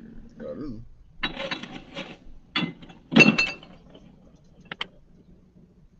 Oh, I know what I want. know. Is Pat talking to himself? Yep. What you drinking there, Pat?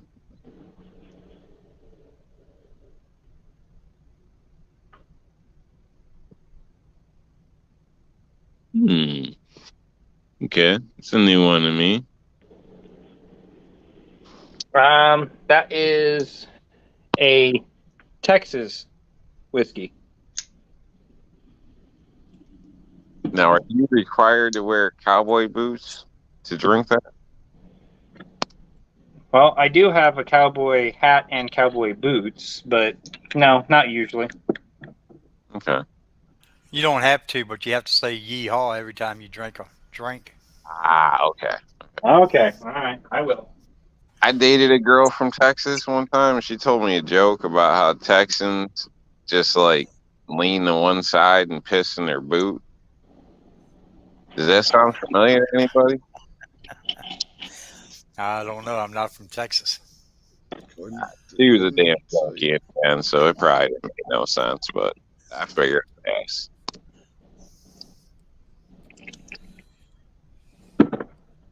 Next time you're in Clover's chat, I just ask him. I heard that was like, I can't remember the phrase, but like Texas style or some shit. You can just kind of shift your weight to one leg and piss in your boot. So I don't know. I'm sure that probably pisses a bunch of people off. I don't mean no offense by that. This was what I heard from a chick from Texas with apparently a bunch of drug problems that I found out later. And Rob has been drinking, if you haven't figured that out, folks. So Yeah. don't Hey, put too Gary, how much you stock in doing? what he Like says. my third drink, but dude, I like damn near half glassed it with this 94 proof shit. It's pretty good. Leave me No, home. So, what are you drinking, Rob? Kraken, I guess, because it's Oh, cheap. nice. Yeah, Spicy. The it's spicy not stuff. bad. It's really not bad. Like, Yeah. No, it's good. I've had it before. man, an old boss had me turn on the crack. Or crack. Holy shit! Rob is lit. Rob's lit.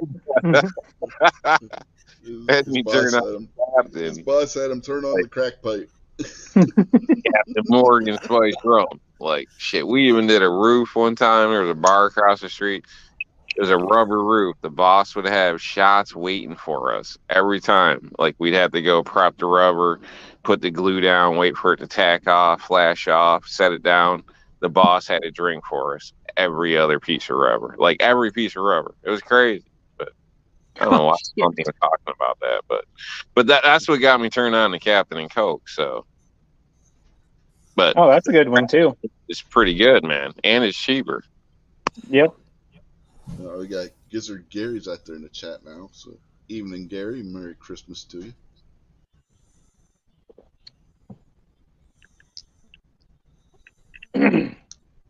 But no, that One Treaty Oak stuff is out of Texas. It's just single barrel, and it's pretty smooth. My sister you- brought it up about 6-7 months ago. I only break it out on special occasions. It's just about the same as drained. I got like maybe one more drink left, and that's about it. What's single barrel? It's where it's just aged in Like a single barrel. barrel? Okay. Okay. Yeah, it's just aged in a single barrel.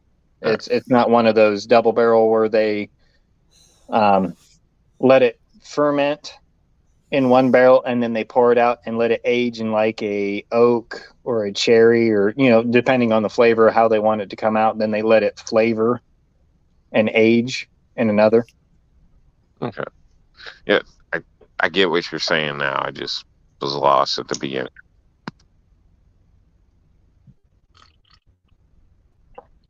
No, it's pretty good stuff, especially for a single barrel. It's cool. Did you guys get anybody something that they're gonna die over? Well, not die, but like freak out. Like, Yeah, actually I did. can you share, or can Yep. is that Yeah, cool? no, actually, this is something really cool. This came from my dad's very first work truck.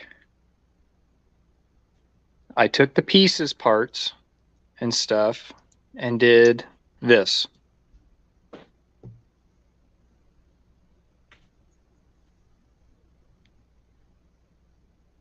Oh, hell yeah, I like that. Okay, I'm a little drunk, but is that a bench? Yep, Yeah. that's a bench. That Yeah. is a 1964 Chevrolet tailgate off of his very first work truck when he started farming. When he came back to the farm. Oh, that's cool, man. Mm-hmm. I mean, That's yeah, the original tail light, but rear tail light and bezel. yeah, And remember the old folks chain and shit. hooks that actually hooked them up? Mm-hmm. And that is my farm logo. That's my brand, RHF, River Hill Farms.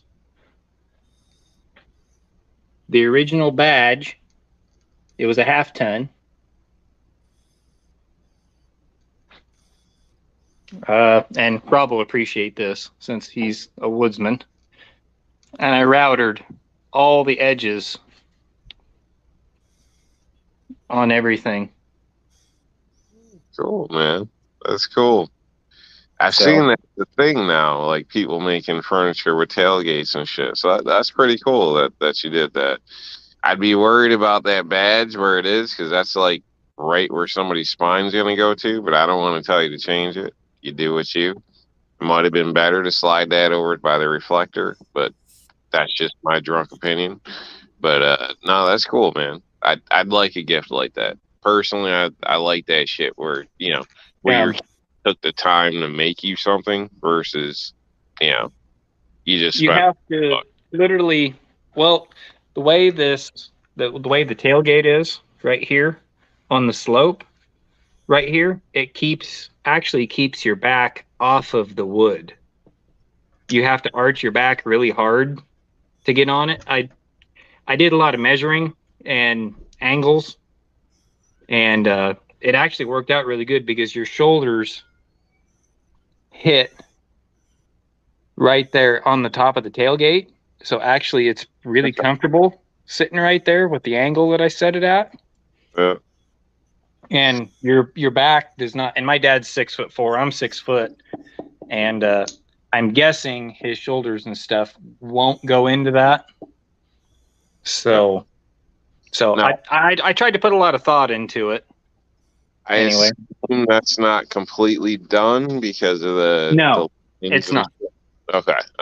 So No, you're probably sand it off, put something on. Yeah, because it's going to set outside. I was going to take linseed oil to the tailgate, and all it is 2 bolts, and you can take the tailgate straight out. So that way it's easy removable. So that way I can linseed the metal and let it soak in. So that way it stops the rusting process. And then I was going to hit it with a double sealer.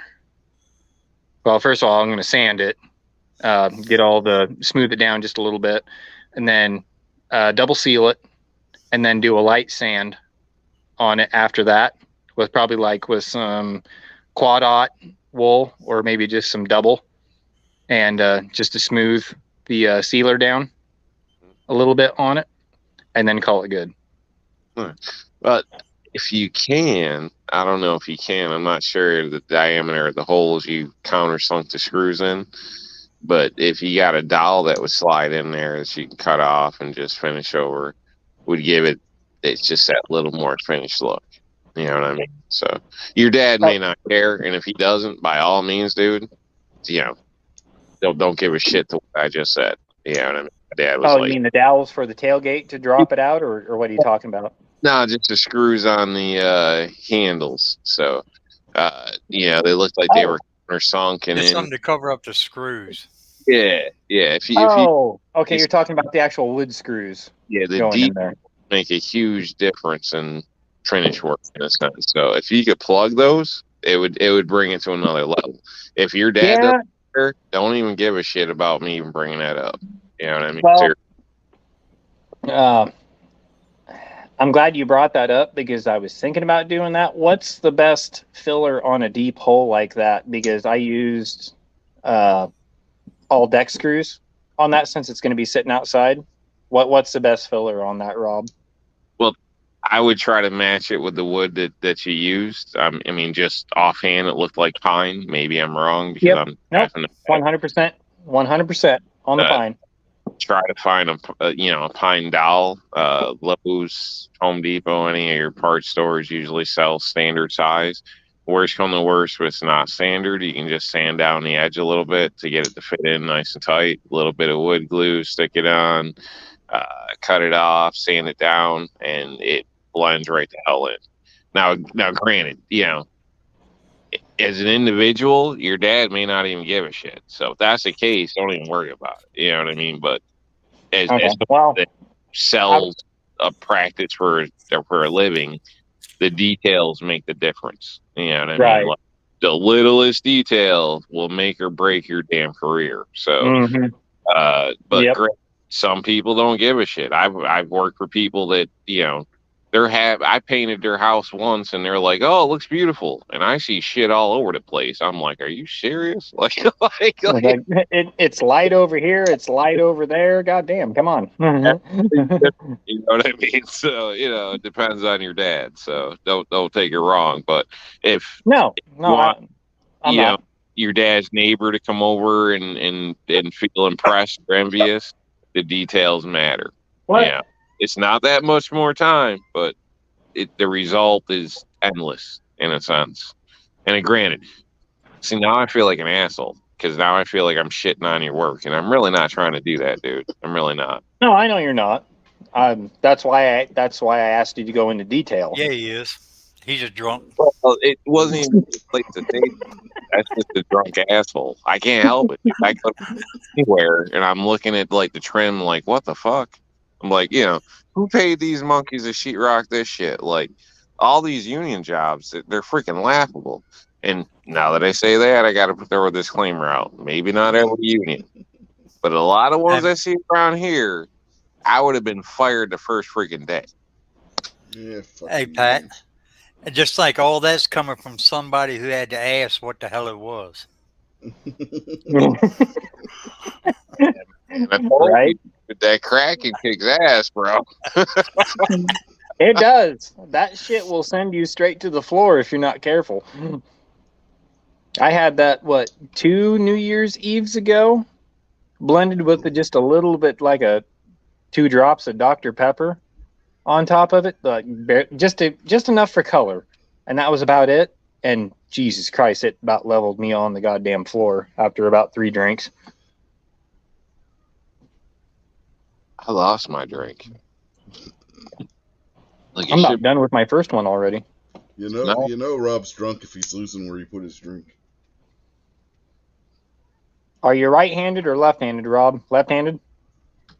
Technically both.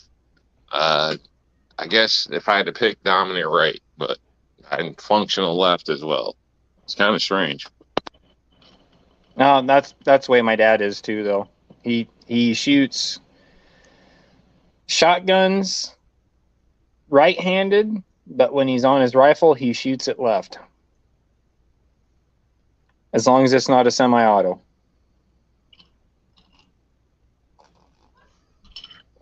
He's a southpaw. What if it's a left-handed semi-auto? He'd probably shoot it left.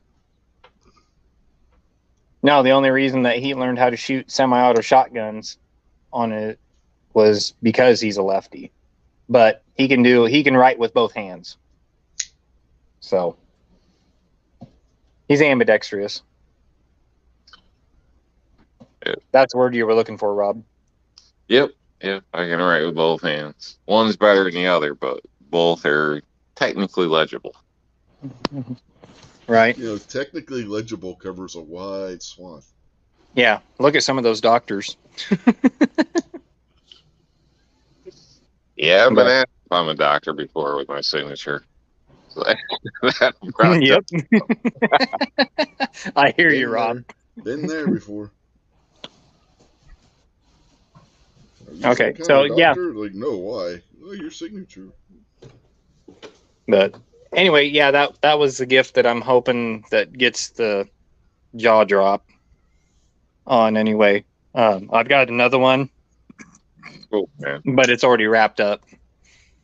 So, unfortunately, or else I'd show you guys that one too. It was another woodworking, but that one's completely finished.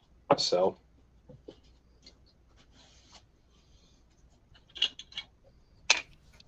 Watch out, Rob's going to ask you to unwrap it so he can go through the final steps for you.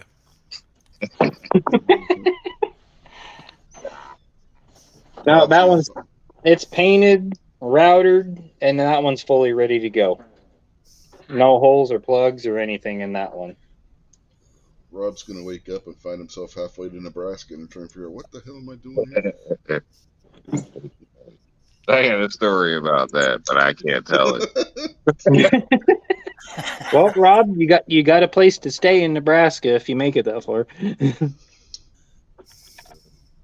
Wasn't Nebraska, but similar situation. That sounds interesting. We've got time. Oh man, it was a long night. Involved a farm truck, 2 bottles of Goldslager, probably some other stuff. I don't know. It was a long time ago. But let's just say I wasn't where I should have been. Right. We got Tim S is out there in the chat, so Merry Christmas to you, Tim S. Merry Christmas, Tim. Merry I think, Christmas. Tim.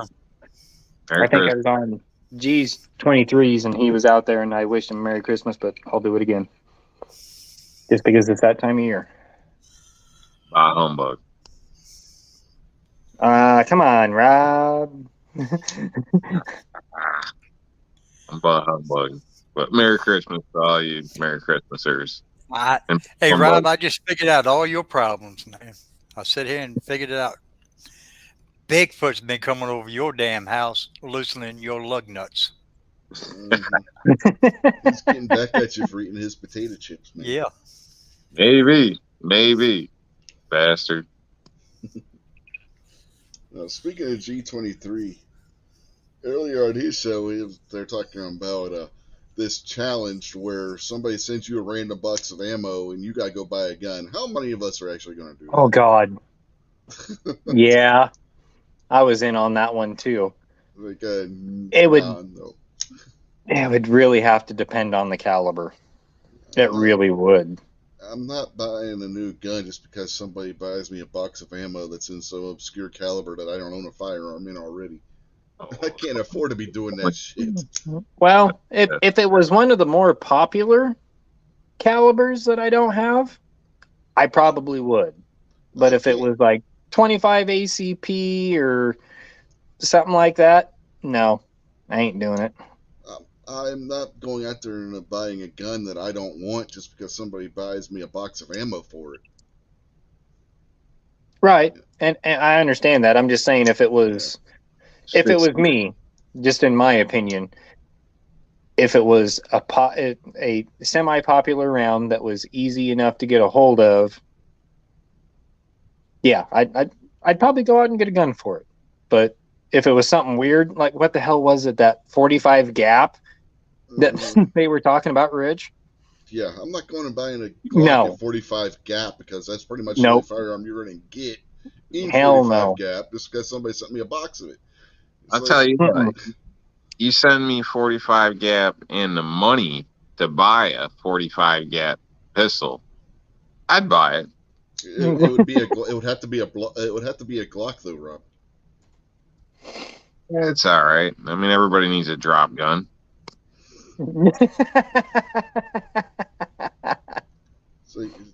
Attaboy. I said out there in the chat, if somebody sends me a box of 10mm, it doesn't mean I'm going and buying a 10mm disposable firearm.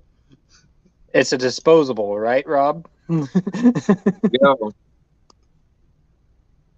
Tim S has the right idea. Sell the ammo to someone else and then buy the ammo you need. No, actually, I picked up some, and I've had pretty good luck with it. I don't know who actually makes it, but that Herders, I ran it through my Mosin Nagants and another caliber that I can't think of right off. Oh, my Mag 22. And I've had pretty good luck with it as far as a hunting round and stuff, but I actually found some for 5.56 and picked up, what was it, 200 rounds in a box, hollow point, and picked that up on the Cabela's card. And by the time I put my Cabela's points, about half of them towards it, it was about 23 cents a round. I heard Herder was a Cabela's runoff manufacturer or whatever. Somebody they sell through Cabela's. So yeah, it's a Bass Pro thing, and Bass Pro owns Cabela's now. More good things than bad things, but recently I heard some bad things about their ammo. So I personally have no knowledge, but yeah. any manufacturer is going to have a bad day once in a while. So I don't know. I can't state if it's good or bad, but I think that is just a Cabela's branded ammunition, which a lot of people swear by. Yeah. I Well, may I've have I've shot always had. one box. What's that, Buck? I said I may have shot one box of that herders, but I don't shoot it that much. Okay, what'd you run that through then, Buck? 9mm. Oh, okay. Well, because I've got some in that, and then I've got some in. I got a couple boxes for the 30-06, and my 357, and I've had pretty good luck with it. I don't have anything to gripe about it.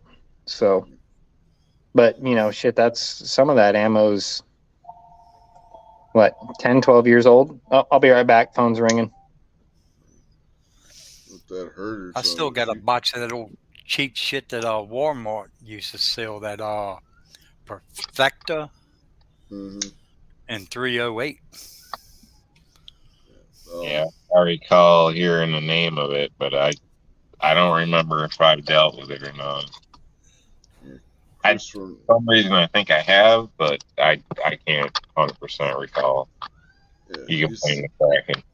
If you've seen Chris from the 740's video when he got the G3 Tactical, he got some of that herders in 9mm. It had some hard primers. He had a few rounds that right. they didn't ignite.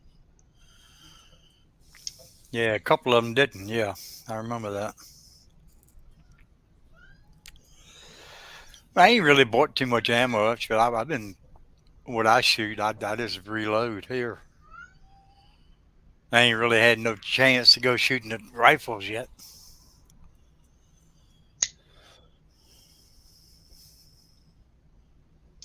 Will that be coming out soon? I'm sitting here playing with my new knives.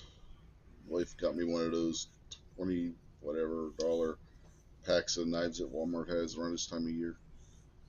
Some Kershaw flipper assisted open.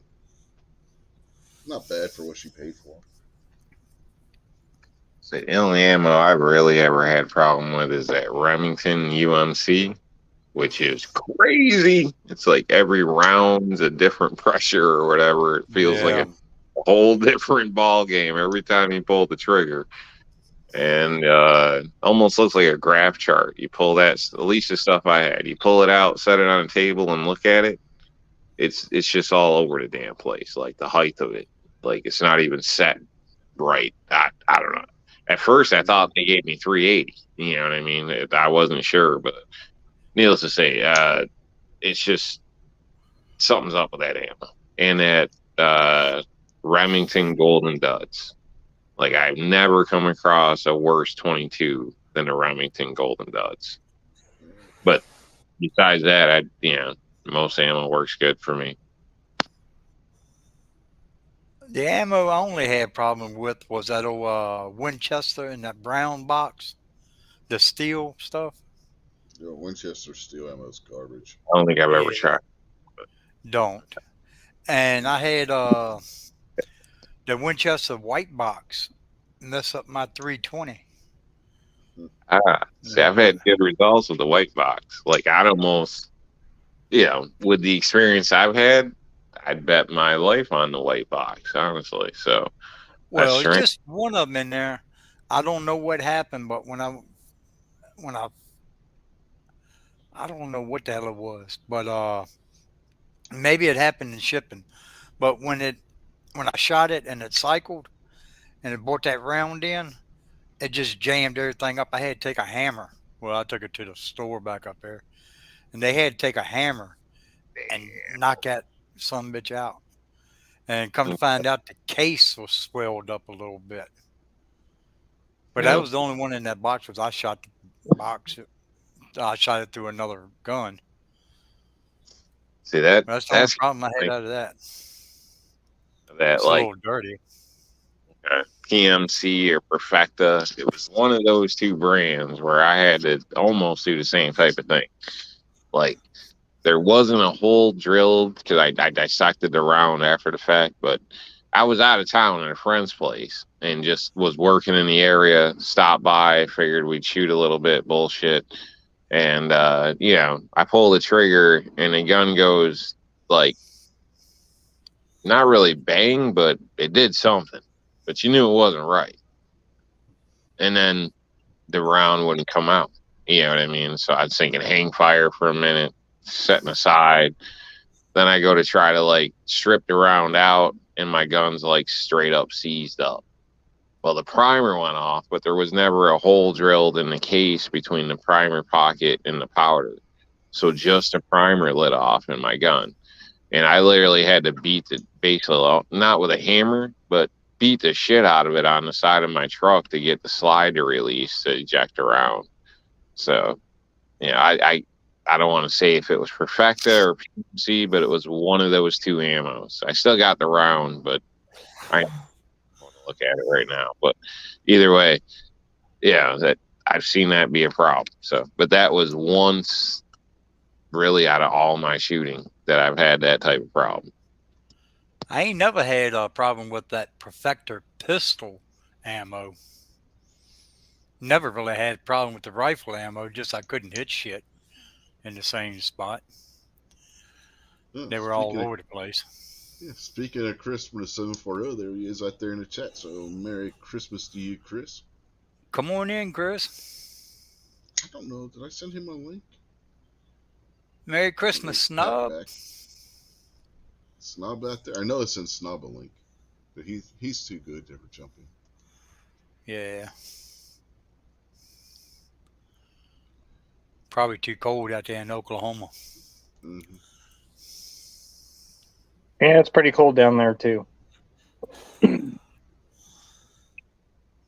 Hell, we had a heat wave today. It was up to 32. It's pretty crazy that wishing for 32. Some of you people are in the south are colder than what we got up here in the north. I think that's kind of crazy with all this, whatever the hell they want to call it, cold front coming Friday, in. it was cold. Friday. The whole day it didn't get out of the 20s. Oh, well, you were about 30 degrees warmer than we were. Yeah, I'm glad of that. I'm glad y'all kept that shit up there. Yeah, it sucked, especially Thursday. It was without wind chill. It was negative 16 with the wind chill of about negative 38 to 40. And it just depends on who you talk to. Oh, God, it sucked. Shit, our southern boys down here, boy, our trucks don't start. Goddamn, that cold weather. The only reason I went to work, I went to work to get my paycheck.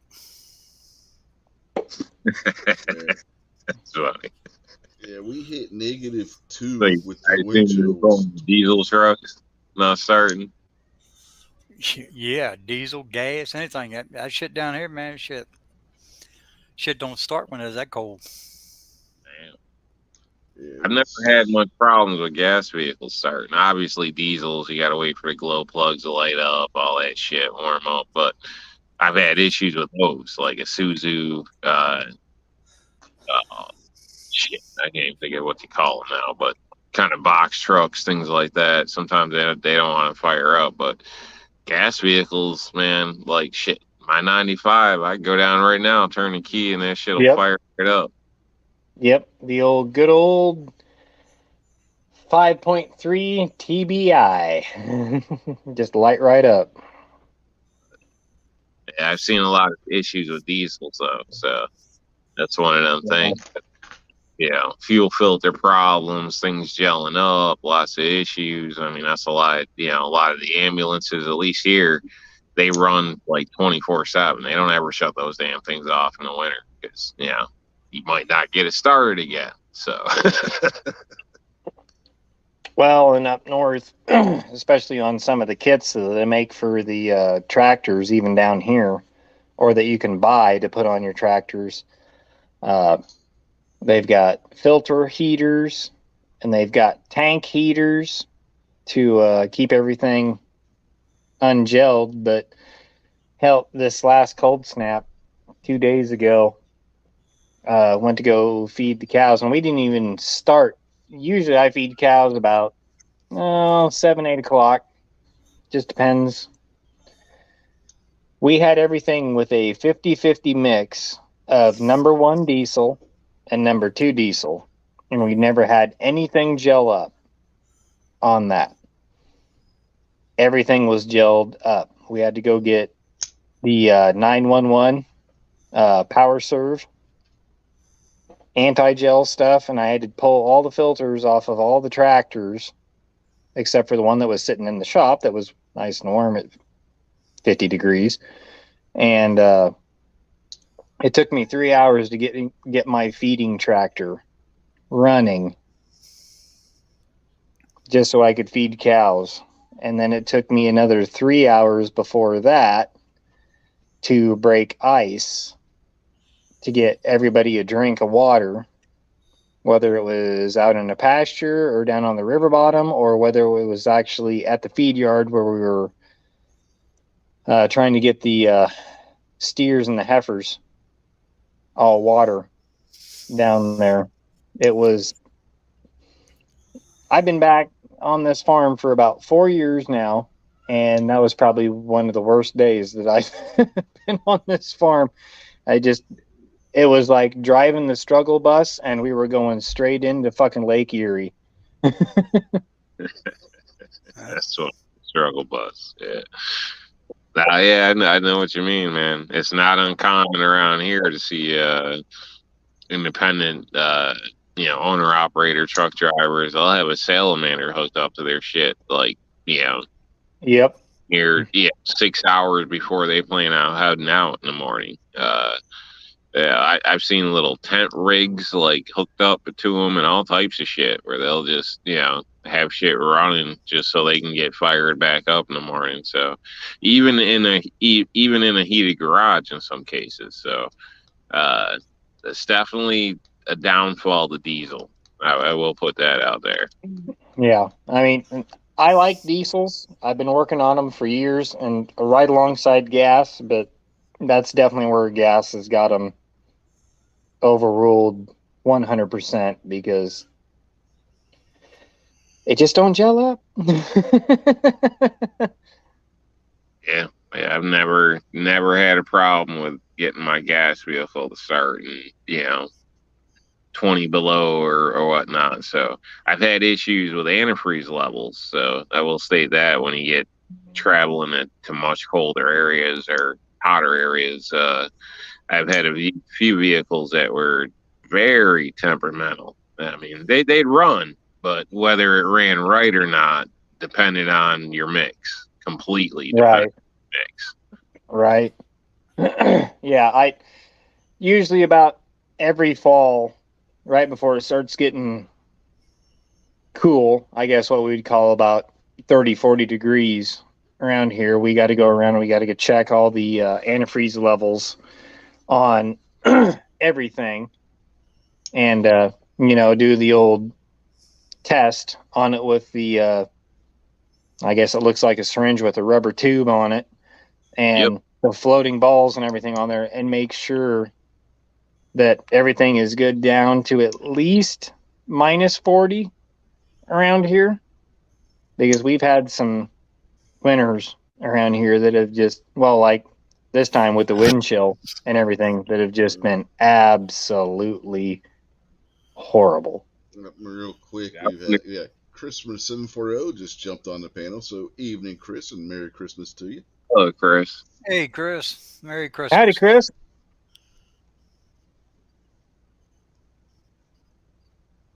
We can't hear you, Chris. Yeah, if you're talking, you might have your mic itself muted. Must be bad connection or something. We can't hear you, Chris. Yeah, still not hearing you, man. Now try jumping out and back in or something. I wonder how many people out there don't even know what the hell you're talking about with the antifreeze tester. You know what I mean? Like, God, there's so many people. Shit, I got one for the battery and the antifreeze. Right? You got one of those too, Hell yeah, I Buck? got two on my job. All right. Well, you're a good man for that. Now, real quick, Stacy's out there in the chat. Missed her, so evening, Mystic, and Merry Christmas to you. And the Fence Dad jumped in out there in the chat as well. So, Merry Christmas, to you. Stacy.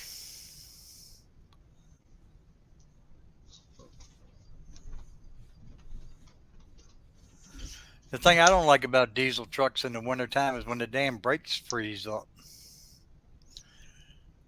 That's a pain in the ass. Man, millennials got a weird way of checking their radiator. You see what Snob said out there?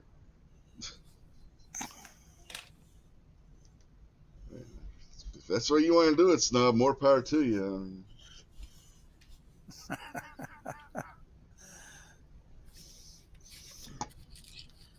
That's how they do it in Oklahoma. I thought it was just a millennial thing. That better? Yeah, we can hear you now. I don't know what happened there. I had to take off out of the browser and come back, and now it's fine. So, well, Rich, thanks for the invite, and Merry Christmas, everybody. Yeah, no Merry problem. Christmas. And Pat in the bunker started all that shit. Everybody was fine until Pat come in. Uh-huh. Damn Pat's fault. Yeah. It's all Pat's fault. So, you guys ready to do a bracket? I got one set up. You want to do it? I'm ready. Go for it. So, it's going to be classic Christmas movies that had to have been made before 1985, and horror movies and action movies did not count. So you got 12 different movies that are on this bracket. All right. So in the first round, you got It Happened on Fifth Avenue going against We're No Angels. Hopefully, you guys have seen some of these movies. You got The Bishop's Wife versus Holiday Inn, which is the first movie in which Bing Crosby sang White Christmas. Christmas in Connecticut versus The Shop Around the Corner. And then White Christmas versus Holiday Affair. So, again, hopefully you guys have seen some of these movies. I know some people probably haven't, but hopefully some of you have. So we'll start with Buck since he was in here first. First bracket, It Happened on Fifth Avenue versus We're No Angels. Which would you say, Buck? All right, hold on for a minute. The old lady was talking to me. What was the things again? It Happened on Fifth Avenue versus We're No Angels.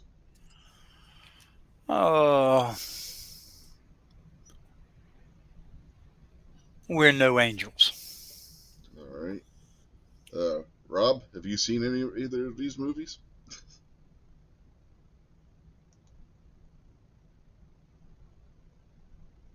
Yeah, Rob may have passed out this time. Sorry, did you call on me? Yeah. Sorry, I was trying to start a chainsaw. I can hear you. I don't know either movie, so I'll give it to the chat. Let's move on to Pat real quick then. We'll come back to the chat if needed. Pat, what do you think?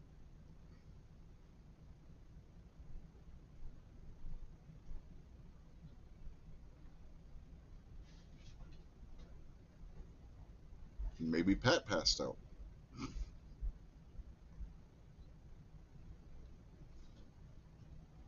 Or he may have froze when he's in Nebraska. He passed out, man. His wife put his ass to work. All right, we'll come back to Pat. Chris, what do you think? I'm going to be that guy that I don't think I've seen any of these movies. Oh man, they're both good. That guy, Chris. Yeah. Sorry. Yeah, they're both good movie. It Happened on Fifth Avenue. You have the homeless guy goes and takes over this rich guy's house while he's gone for the winter, and he ends up with a bunch of house guests. Really, really good movie. And then We're No Angels, Humphrey Bogart and two other guys are convicts who escaped from Devil's Island, end up on a island in the Caribbean, end up helping a store owner save his business and stuff. So both are really good movies. But, All right. Well, it happened on Fifth Avenue. Almost sounds like Trading Places. So I'll go with We're No Angels. Okay. Pat, you back?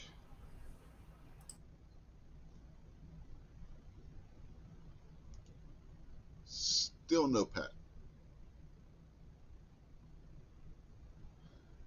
Well, we'll give the crowd Rob's vote, and hopefully some of them have seen one of these movies or not. But so, audience, which one would you pick if you were to pick one of them?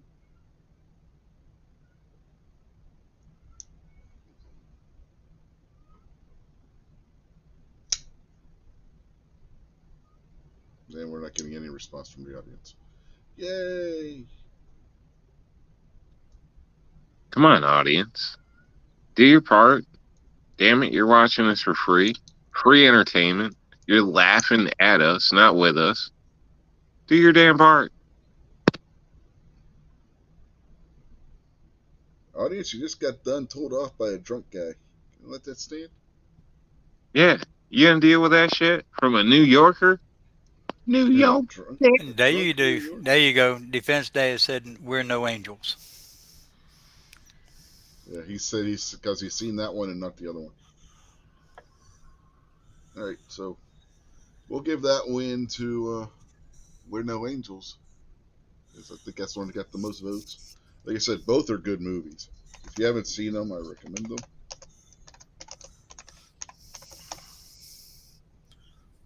All right, next one. One of you guys had to have seen one of these ones. You got The Bishop's Wife versus Holiday Inn. And we will start with the drunk guy. Neither one rings any bells, man. Neither one. Okay, I you don't know may where have, these damn lame ass movies from, but man, neither one. you may have seen the remake of The Bishop's Wife, The Preacher's Wife with Denzel Washington and Whitney Houston. I don't know, man. I remember like The Bodyguard. I don't know, but It came out around that same time period. Houston, but I'd give it to the audience, but if that's gonna slow you down, I'll just make a pick. It's up to you. Snob, it can't be Christmas Vacation because that was made after 1995.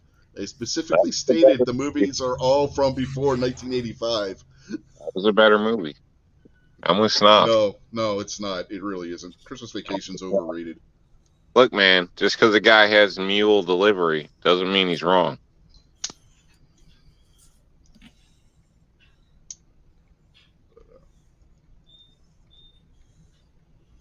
All right, I guess we can skip Rob. Rob doesn't know anything.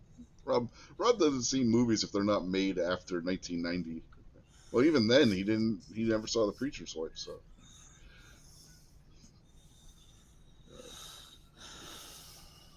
what the hell? Who was next? Pat, but he's probably still not there. He's still probably frozen in a block of ice. So, Chris, have you seen either of these movies? I have not. Oh my God! Well, I just looked up Holiday Inn. This came out in like 1942. Yeah.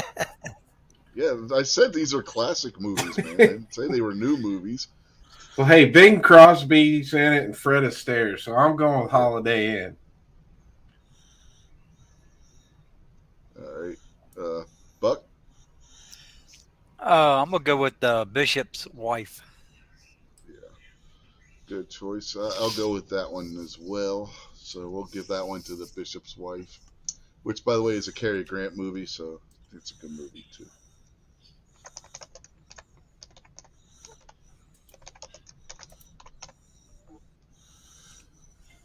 All right.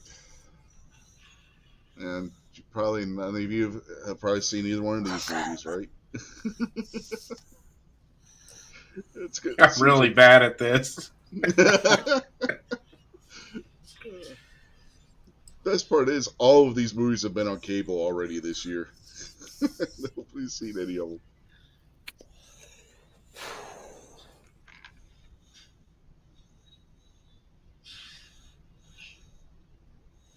You guys, we could just skip the bracket if you guys don't know the. Well, we could skip the first round and just go to the final four. Because you've all seen Miracle on 34th Street, A Christmas Story, A Christmas Carol, and It's a Wonderful Life, right? Right. I have seen all them. Okay. So you just want to go with the final four and skip the first round? Go with the ones that got the bye? We could do that if you guys know those movies. All right. Sound like Buck, Rob, sound like a plan? As long as Whatever you want to do. Well, I'm asking you guys what you want to do because it doesn't seem like you've seen the ones in the first bracket, in the first round. Man, I was harassing people. I don't know. All I'm doing is picking ones that sound like Christmas. Well, they're all Christmas movies, every one of them. Well, you can't go wrong then. I'm trying to help you guys out here. If you don't know the movies, I don't want you to try and vote on something you don't remember. Or Well, the other haven't two are seen easy. Hey, you heard Buck. What the hell? The other two are easy. Oh crap! Now we got a bracket. We've had the bracket. You've just been frozen in a block of ice. Well, yeah, pretty much. But anyway, none of these guys have seen a Christmas movie before, apparently. Oh, bring it on. All right, so we'll start with you then, because I think it's your turn to go first. Christmas in Connecticut or To Shop Around the Corner, Pat?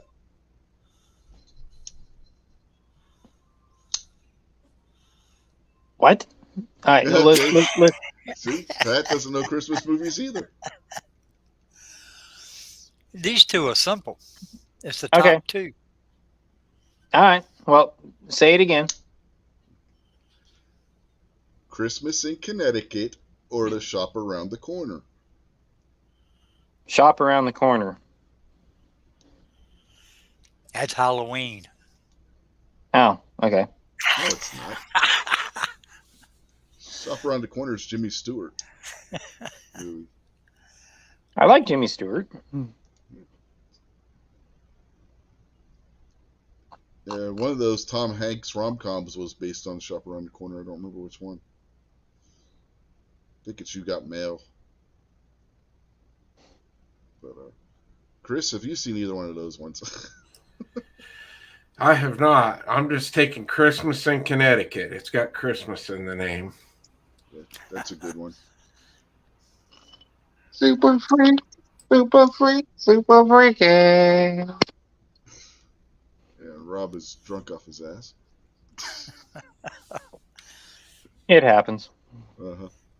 Buck, have you seen either of them? Well, Richard, yes, I have.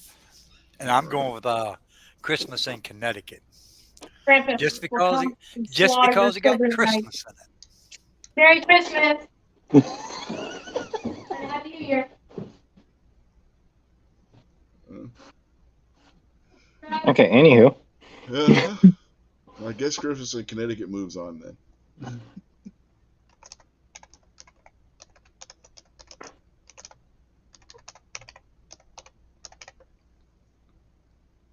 All right. So we got White Christmas and Holiday Affair. White Christmas, obviously starring Bing Crosby, and Holiday Affair starring Robert Mitchum. And I think, Chris, you go first this time. Somebody's trying to get in. They have an argument. I'm going with White Christmas. All right. Buck? White Christmas. Oh, Snob's jumping in. Uh-oh. We're in trouble now. Rob? White women.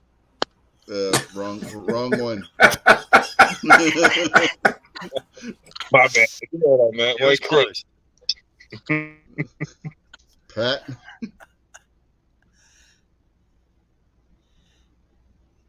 Pat, did you freeze and ice again? Pat ain't even here no more. Oh, he ain't here no more? No, Snob kicked him out. Oh, it's all Snob had Snob's to take fault. his place. Oh, no. I'm scared to ask. Snob? Christmas Vacation. It's not on the bracket there, Snob. I have a correct argument. No, I have an argument for why it should be. I'm Hey, really I- just trying to get G23 triggered like we did last year. Oh God. But here's my argument. Hear me out. Hear me out. I've got a good argument. So, Christmas Vacation is based on a story, Christmas 59, which was written in 1980. So, therefore, it should qualify as No, pre no, the movie. 1985. No, because I stated the movie had to be released before, not the story that it was written. It's based on, but the movie itself. You and your little what do you call those things? Little yeah, whatever they are. Technicality. Yeah, this is ridiculous. Yeah, technicalities. Yeah, this is ridiculous. Ridiculous. What are my choices? What are your choices? White Christmas and Holiday Affair. I said Merry fucking White Christmas. Christmas. Oh, Merry Christmas to you Oh, too. Jesus. All right. Well, thank you. It's about time. Well, I didn't hear you over Snob. I'm sorry. Well, now to just take a breather for a second. Merry Christmas. My bad, guys. I had the family get together and got all drunk and stupid. So here, I'll just let Rob have it back. He's drunk and stupid too, so it's not much. You're not, you know. Yeah, I No was change. surprised when I got home how drunk and stupid he was.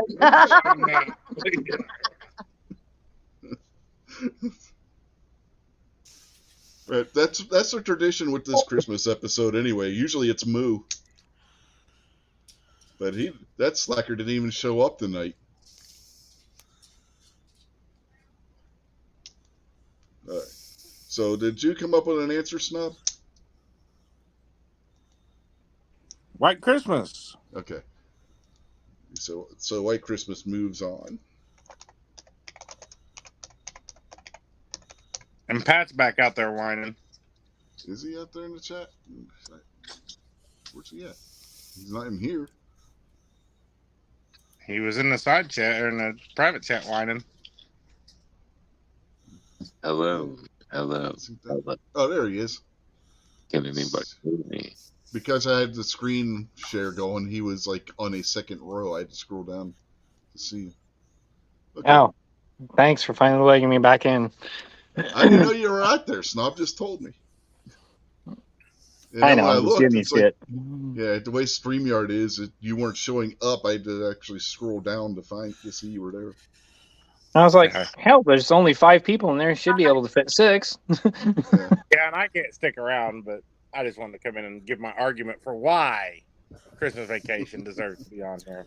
Oh, Christmas Vacation is one of the best. And Snub, you still lost. You know, No, I didn't lose. Rich I just didn't feel Rich like is arguing always with Rich right. and, him getting in trouble from his wife for yelling at me. So, I'm really just trying to save Rich here. Uh-huh. I'm with Snob on this one. Christmas Vacation is one of the all-time best. So if it didn't make the bracket, something's wrong with your ass. So. Yep. No. Totally agree, Rob. Didn't meet the category. So. Categories. The rich categories. I wanted to see Die Hard on here. Again, that didn't come out until after 1985. This was all pre-85 movies. Boy with a toilet built in.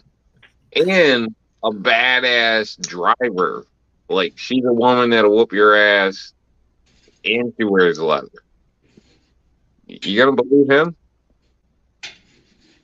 The Fence Data Christmas Story is on the bracket if we ever get to keep it going. Well, clearly Christmas Story is going to win, so you can just skip all the rest and just answer Christmas Story out of what you have on your crappy bracket. Yeah, there's some good movies on this bracket. Shut up. Just because you ain't never seen them because you got no culture. I have seen Miracle on 34th Street. It's got that little girl from Matilda in it. No, that's the remake. Same difference. No, the original's better.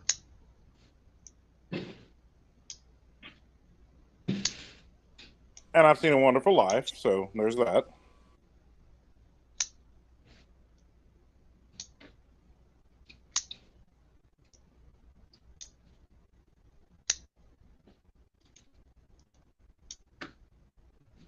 Oh, I know a way to get snobbed or he likes this bracket. This bracket was put together just to piss Squibb off. Yeah, I'm in on that then. Anybody that watched Rick's show earlier? Yeah, boy.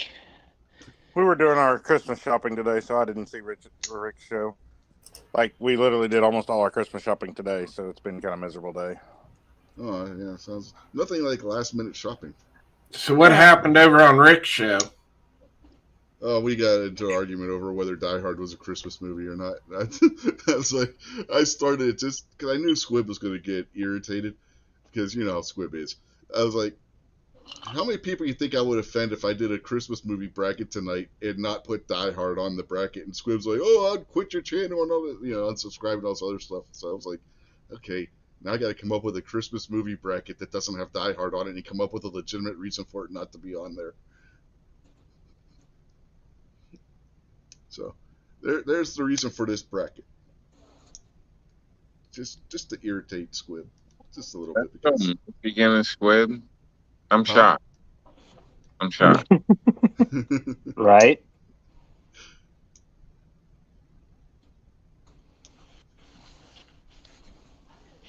All right.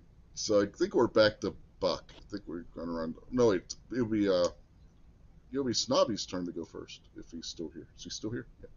Okay. It's hard to keep track of who's here and who isn't when you have to keep jumping back and forth between tabs. So, Snob, we know you think A Christmas Story is going to win, but for this one, Miracle on 34th Street or We're No Angels? Miracle on 34th Street is the only one I've seen. All right. And yes, Buck? I have seen the original. Okay. Buck? Miracle on 34th Street. Rob? If you're still conscious? Yeah, I'll go with what Buck said. Okay. Pat? Yep. Miracle on 34th Street, for sure. Chris? 34th Street. Okay, that...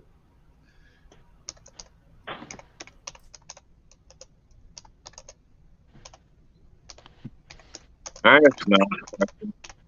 Huh? Can I ask Snob a question? I guess. Snob, I'm waiting for it. how did you win over your lady? My stunning personality. Okay.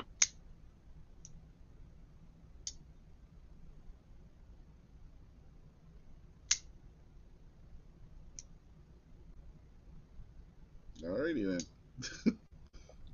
I was waiting to see if she was going to come up with a smart aleck response out in the chat, but she didn't. I said my stunning personality. I was desperate. Was there any one thing that you were like, okay, this is it?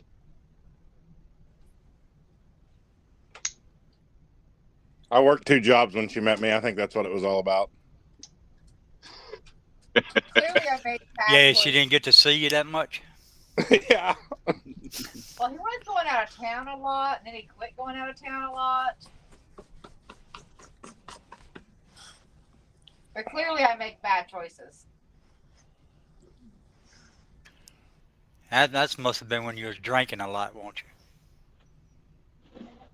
I was drinking a lot back then. That's been drunk. No, the defense that she would have been the one using the stun gun. Probably. Well, I know it sidetracks everything. I just sad to ask because, yeah, she seems pretty damn cool. And she's like one of the best unpaid sales women I've ever heard of. So, yeah, you must have done something good there, buddy.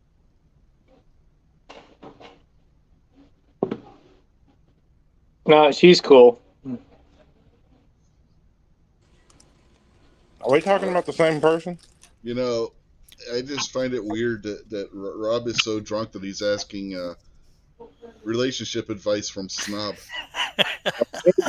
You got an open invitation to come hang out in the. I mean, Snob can't do. You know, we'll find an excuse to send him off to do something. But, you know, she's got an open invitation. I can actually say Stacy is a sweetheart. I have met her in person. She is sweet. No, it's not. Love you too, but Nope. Anytime Stacy wants to come out and hang out with the Hirsch clan up here, she's more than welcome. All right. Well, we gotta You'd get this be happier bracket knocked. not if he sent me half of a cow, like preferably steaks. You know, we'd be family at that point. Yeah. I'll send Do you it to need y'all. Do you need beef, Rob? Eh, We process our own. Pat, be careful how you phrase the questions. Rob is drunk. Hey man, I- I'm talking about grade A Black Angus. That's what we have is Black Angus. Hey, Limousine Pat. is the correct answer. Pat, all you gotta do is tell Rob you caught Bigfoot and you ground him up in hamburger. He'll be happy. I don't think I could eat Bigfoot, man. I would Sasquatch. fruits or like work out some kind of connection other than eat them. No, actually, I've got this company that will actually put it on dry ice and ship it anywhere in the continental United States. It ain't that Oklahoma steaks is it? What the hell is that steak company? Omaha. Yeah, Omaha. Omaha steaks suck. Those are the guys that sent me chicken fried steak frozen in a box. So all this shit I've got, I'm putting on Omaha steak. But they did have some good ass bacon. But the real question is, what was Chris's barber really selling? Because to get out early in the morning like that, drive through the snow to go see your barber, like, is that code for like gentlemen's club? I texted him and I said, "Are you going into the shop?" And he said, "I'm going in." So I went in too. Because I figured he was going to cancel. But he said he was going in. So I can respect that. You know, people probably Yep. don't understand, but the barber experience is an experience. And when you have a relationship, you know, Yep. unweird, Yep. like, you know, it's a thing. So I get that, but that's some dedication, bro. You know, my bro. I've had that same time slot, I believe, for I think this is my 8th year. I've been there every other Friday morning at 8:30. I've never missed, unless I go on vacation. But I'll give him a heads up. You sure you weren't a soldier? Nope, wasn't in the military. I am very OCD about stuff, though. Does it matter to you which direction your clothes are hanging in the closet? Damn. Rob, getting personal. Oh, yeah, I guess now that I think about it, yeah. Yep, he's OCD. Okay, yep, that's OCD. That- You're in the club, bro. All right, Rob's Ain't next nothing wrong with question that. is Rob's next question. What he wants to know is, when you fold up your underwear, you put the fly up or the fly down? Well, Rob buys underwear without a fly, so I mean,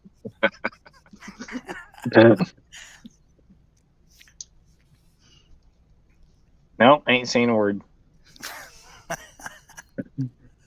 Rob gets the Under Armour underwears for the ladies and wonder why it don't fit right. Hey, man, it was marketing. Okay, and it was dirt cheap. It beats those brownie whiteys. Oh no, I bet it did. Those military underwear were the worst. Dude, I got called out where I wasn't wearing nothing. I was going commando, and we were supposed to switch. You know, they do that uniform drill shit where you got to switch over real quick in your class A's or whatever and all this shit. I was straight up naked underneath. I didn't give a shit. All right, Uh, back to the bracket. I was gonna say, what's next? What's is next on the bracket, Rich? We got A Christmas Story and The Bishop's Wife. All right, so Buck. Let's go with the Christmas Story. All right, Rob. Yeah, I'm gonna go with what Buck said. Rob is just going to take whatever Buck says from here on out. I get a feeling. Buck's a badass. Pay attention. Pat, I got to go with the Christmas Story. Chris. Definitely Christmas Story. All right, that's pretty much where I figured this was going to go.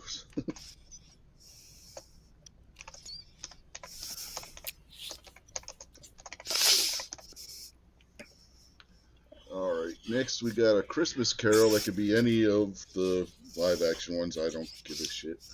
And Christmas in Connecticut. So we start with Rob, who cannot say what Buck said because Buck hasn't said anything yet. You son of a bitch. How dare you? How dare you? I'll pick B.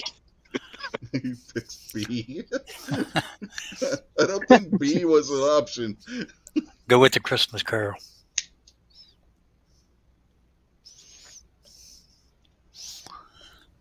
Top one.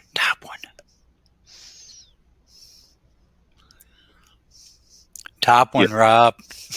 What Buck said? Harley was dead to begin with. In this case, Rob was drunk to begin with.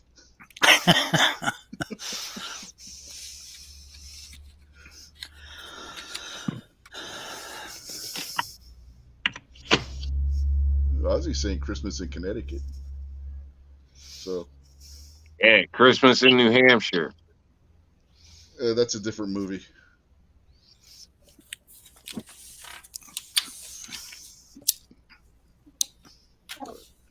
Debbie Rob- Does Christmas. Rob did say B originally, so to make the simplified thing, we will count B as being Christmas in Connecticut. Pat? Debbie Does who? No. Debbie Does the Who's, you sick bastard. Everybody in Whoville was happy. Except for Yeah, Little Cindy Lou, I'm who sure was they were. stupid. I'm really sure they were. Except for Little Cindy Lou who was no more than 2. She was just disgusted. Hey, damn it. Don't bring up somebody 2 years old in this conversation. What the hell is that? Ah, man. Hey, she lived in Whoville. It wasn't my fault. That's not the point. That's just crossing the line. You damn rich guys. Okay, Christmas in Connecticut, and what was the other one, A Rich? Christmas Carol. Christmas Carol. All right. Chris. Christmas Carol. Yeah, Snob is gone. So, Buck. Christmas Carol. Okay, Christmas Carol moves on.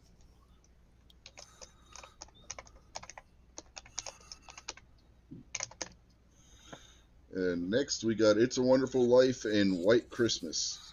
Pat, which one? It's a Wonderful Life. I love Jimmy Stewart. All right. Chris? It's a Wonderful Life. All right. Buck?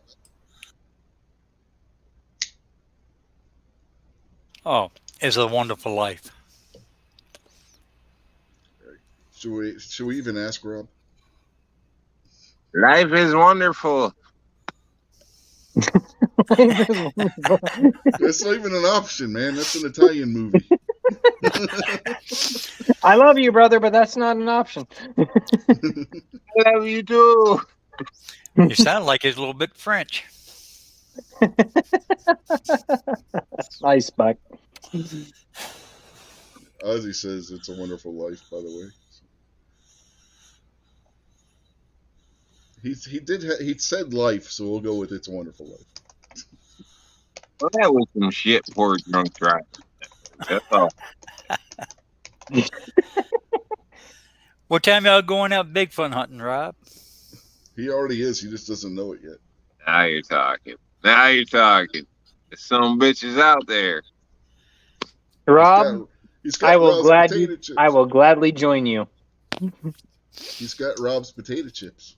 Yeah, man. I'm telling you, there's something out there. You guys laugh, but I'm telling you, man, that shit did not fit a box. That right there is the problem. It didn't even fit a box. Now, I haven't just been in New York. I've been around, like, more places than I'm supposed to say. But needless to say, it didn't even fit a fucking box, man. Something's funny out there. That's all I'm saying.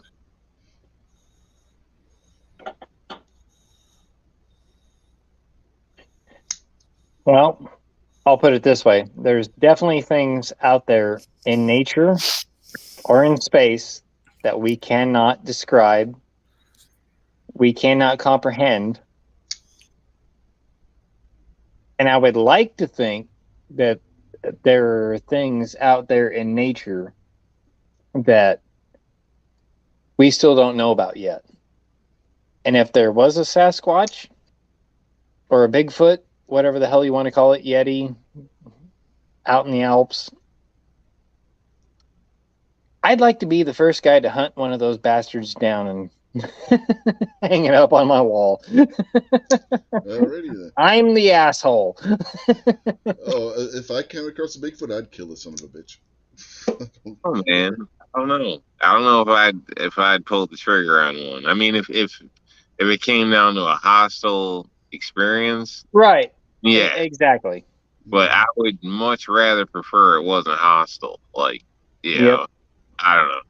I don't know, man. Like I said, Harry and the Hendersons. I can't. If it was like that, epic. Yeah. If it was like that, I would have killed the son of a bitch. The damage he did to their home. Well, it'd be out in the barn. But no, if I could have a Harry and the Hendersons one, that would be epic. Yeah, I don't think it's like that, but yeah, I guess. No, it's too wild. Wild. I don't know. Like I said, my experience was a little freaky, but you bring that up, but think of the oceans. Like how much shit's in the ocean we don't even know about. You know what I mean? It's a lot of shit, man. They're finding out new shit every day. Which one of these ash lantern fish will cure cancer? You know what I mean?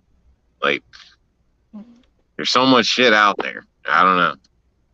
Well, and just to quote off you, Rob, they're only about, what is it, between 10 to 20% of the ocean has been mapped to actually know what all the species and everything are out there.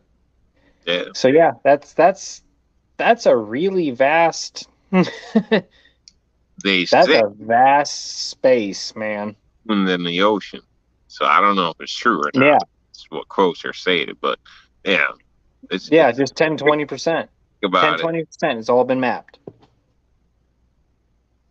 Okay. Abby's out there, and she's saying Nightmare Before Christmas. 1, doesn't meet the criteria because it's got to be before 1985.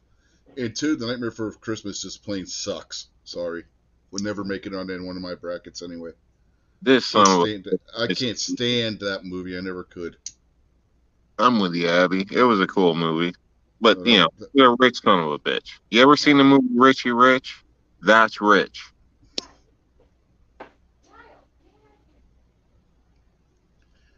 Anyway, we're going back onto the bracket now. And see who goes first this time. Chris, I believe you go first. Miracle on 34th Street or A Christmas Story? Oh, definitely A Christmas Story. All right. Buck? We're going to go with Miracle on the 34th Street. Ooh. Rob? Yeah, I'll go with A Christmas Story over Miracle on 34th. Like, that's just, it's coming across as like a preaching movie. I don't know. I think that one's overrated. Pat?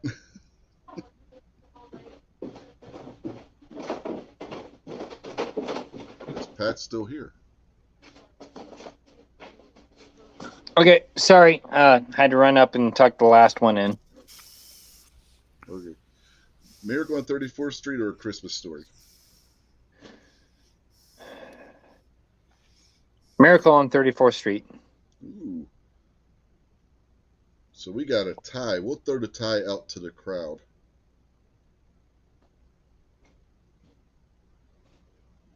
Ozzy's already saying Miracle on 34th Street, but we'll do this as a poll.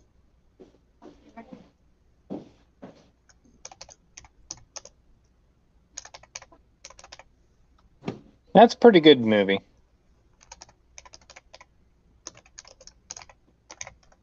I like both, but I'd have to put Miracle on 34th. All right. There's the poll, ladies and gentlemen.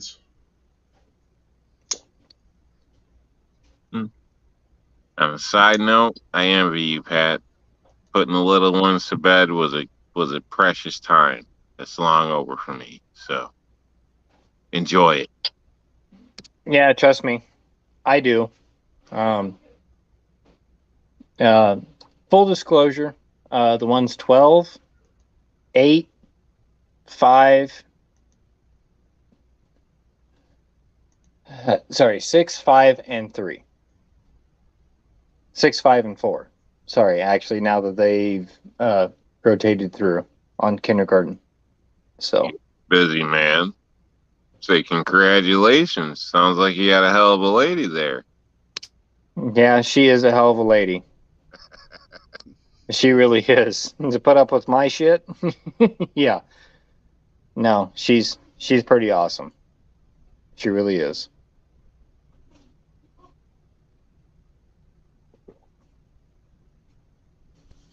All right. Should we close the poll? Yep, go ahead and close her up. Yep. So, Christmas vacation on it. no, it's not on the bracket. So how's your marriage going, Chris? Oh, it's going great. Yeah, everything's still new and fresh and happy. Well, I had been new and fresh for years, but yeah, Yeah. we're happy. Good. Okay. I got to answer Defense Dad's questions. He's asking why Gremlins isn't on the poll. Because it was stipulated it can't be an action or horror movie, and Gremlins could qualify as both. Stipulated by who? The people that come up with the genres for movies. So who came up with this? Did you run a poll? Did I miss something? No, I picked movies that fit the criteria. They had to be before 1985. It couldn't be an action or horror movie. Gremlins is both an action and a horror movie. Therefore, it didn't meet the criteria that I set for the bracket. I would have loved to put that on the bracket, but it didn't meet the criteria, so it's not on the bracket. Them There are gremlins other won't Christmas scare movies that I could have put on there. I could have put Black Christmas on there, for example. You know But what, that's a horror movie, so it didn't get put on the bracket. You know what? Oh Christ, here we go. Rob's drunk, ignore him. Them gremlins were not horror movie until you put water on them little bitches. Well, as soon as they became the Gremlins Thank from you, the Buck. Mogwai, it's a slow burn horror action movie. That's what it is. And the only thing in there was scary was that goddamn Spike. Yep. That was the evil little bastard. Now, Spike was in the second. You're talking about Stripe. Spike, creepy little bastard. Yep. That's why I just have everybody come in with special sniper squad and just fucking take those little fucking bitches out. For some reason, when you say Spike, I naturally think of the Wraith, of the dude that used to like drink WD-40, but maybe I got that name screwed up. I don't know. Anyway, next one we What? got. What? Don't try to figure out drunk No, logic, Pat. no, You should know that sorry. by now. Sorry, I ain't going down that road. My fault. My fault. Yeah. Gee, many My bad. Just like, don't listen to anything the drunk guy from New York says. Yes, please don't. It's all right.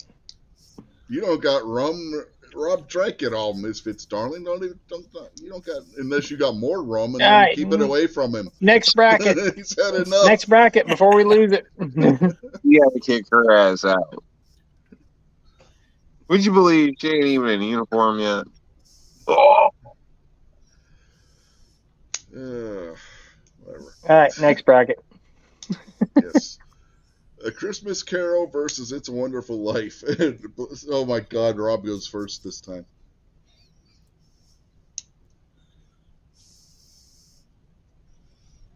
all right. So what are my options? A Christmas Carol or It's a Wonderful Life. Damn. Those are two really good ones. You know, for the life of me, I can't think of the Christmas Carol, so I'll go with It's a Wonderful Life. Although I think it's A You know. Christmas Carol was one with Ebenezer Scrooge where he gets visited by the different ghosts.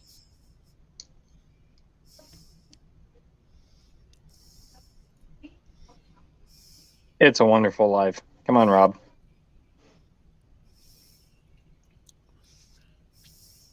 You can't be cheating like Every- that. life is the same, man. Everybody's life ain't the same. I'd still like my sign-on bonus and some other shit, but Hey, like you that way. can't tell Rob to pick It's a Wonderful Life when he should pick Christmas Carol.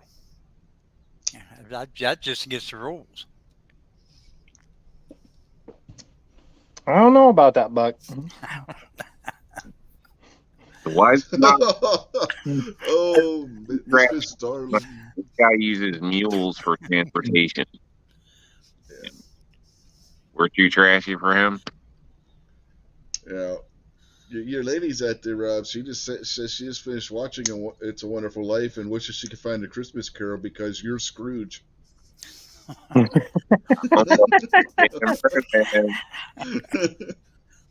I love you, Misfits, darling. You're awesome.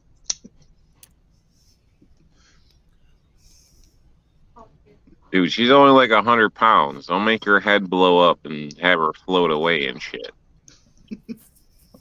No, she's cool. Cool would have been some dinner tonight. That would have been cool. Oh, good Lord. Yep, No, Rob's been I'm- drinking. I've got two cool things sitting in front of me, and it starts with M and P. No, that's cool, man. That's like, cut glass to the nipples kind of cool. Well, I got two other ones if you really want to know about them. Yeah, we are still waiting on Rob to pick a movie here. I'm sorry. I thought I already It's a picked- Wonderful Life, Rob. Yeah, that's what I said. Only because you didn't remember which one a Christmas Carol was, and I reminded you, and you never said anything after that. It's a Wonderful Life. You already said it. But All right. Pat, It's a Wonderful Life. Chris, It's a Wonderful Life. Buck. Damn, y'all gonna make me the odd man out. Yeah, apparently I'm they going with are. the Christmas Carol. Sorry, Buck. Buck. They are really good. You put those two side by side, those are really good Christmas stories, though. They really are. Different stuff means different things to different stuff. All right. Pat, you're first. A Christmas Story or It's a Wonderful Life? It's a Wonderful Life. Chris, Christmas Story. Buck. Christmas Story. Oh, damn. I'm scared to ask. Rob, What? You better vote. It's a Wonderful Life, Rob. It's a Wonderful Christmas Life or a Story. Christmas Story, Rob? You are the winning vote, Rob.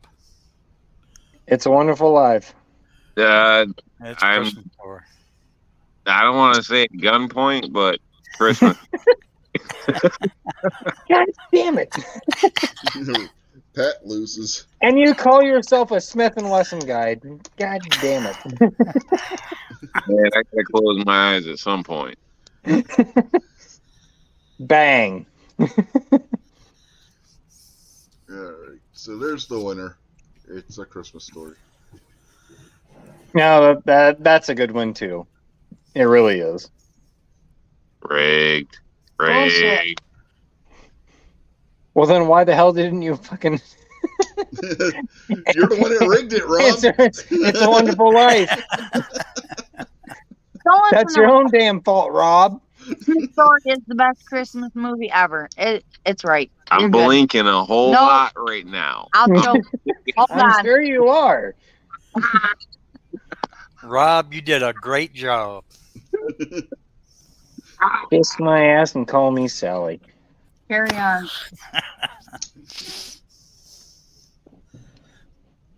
Well, anyway, there I was, Being chased hands by deep Bigfoot eating in a potato fucking chips? heifer's ass. No, we're not going there. No. No, I had no. to do that today. I had to perform some surgery. We don't want to know, Pat. It's like I tell my wife, what happens at the hospital stays at the hospital. I say the same thing. Yeah, those nurses, I swear, they're supposed to be nice, but sometimes they're too nice. You know what I'm saying? Yeah, right. 2 words. Anal prolapse. Lead the fit. That sounds Try like something anybody to to happen follow after that. you meet Bigfoot. Well, cow's about the same size. Real man, nurses are freaks. I was at the hospital, my lady was getting surgery, and I was getting hit on by her nurses. Like, for real. They're freaks, man. I try to tell my kids, like, yo, well, my son, like, yeah, maybe chicken healthcare might be a good idea. You know what I'm saying? You get screwed up, she can help you out. Plus, they have the natural tendency to try to, make you feel better. I don't know. I'm just saying, man. Don't overlook the healthcare checks. The stories my wife comes home with that they were talking about on their lunch break and stuff, they some freaky bitches. See? Rich knows all. Fucking Rich dude. He knows about it. Tell him, Rich.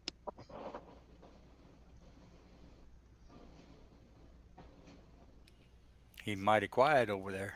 Yeah, no, that's not. The opinions granted by Rich White and the Unloaded Media is his and his alone. Yeah, I'm not the one who's giving this opinion. That was Rob. don't put Rob No, shit on me. he shifted it over to you. You get somebody that appreciates some bitch. I'm just telling you. The lady out there says, "Don't listen to Rob. He thinks everyone is hitting on him." Oh, anyway, quick question to Chris from 740. How are you liking that magnifier on there so far? I really like it, but the problem is I've got astigmatism with red dots, so that I'm gonna try it with some other dots, but that Ghost it doesn't have the regular LED lighting in it. It's like it's got that new laser diode system. So when you start turning that up, it starbursts pretty bad on me. And then when you put the magnifier behind it, it kind of intensifies that a little bit. So, but I'm going to try it with the Vader and see. I think it'll work a lot better with the Vader.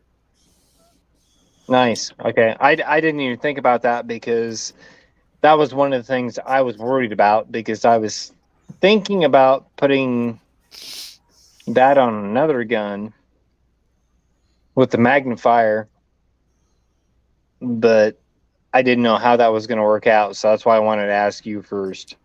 So now, as far as the glass goes on that magnifier, it's really clean. It's one of the best magnifiers I've looked through. So it's got that working for it. okay, awesome.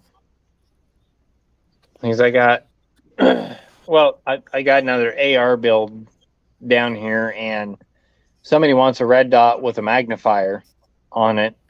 And as soon as you're about ready to launch that one, I was like, okay, well, we'll see how that goes because it's another guy. Well, just like you and me and the other person that I'm building the gun for. they've got astigmatism too, so just don't know how it's going to work out. So Yeah, I'm putting those videos up next week. I got the unboxing going up Tuesday and the review Thursday. So, all right, awesome. Have you had a chance to look at the stealth yet, or did they send you one yet? no, I don't think I have the stealth. I'm trying to think which one that is. That's the I got it mounted up on the Anderson upper right now. That's the 3-power red or green box with the dot on Okay. it right now. And that's the one that, what was it, 2 weeks ago when I was on your show? And the wife chimed in and said everybody should own that one because that is really, really quick target acquisition on that. And she ain't lying. That's awesome little magnifier right there. 3-power. Yeah. Defense Dad's asking how a magnifier will work with a one-time prism.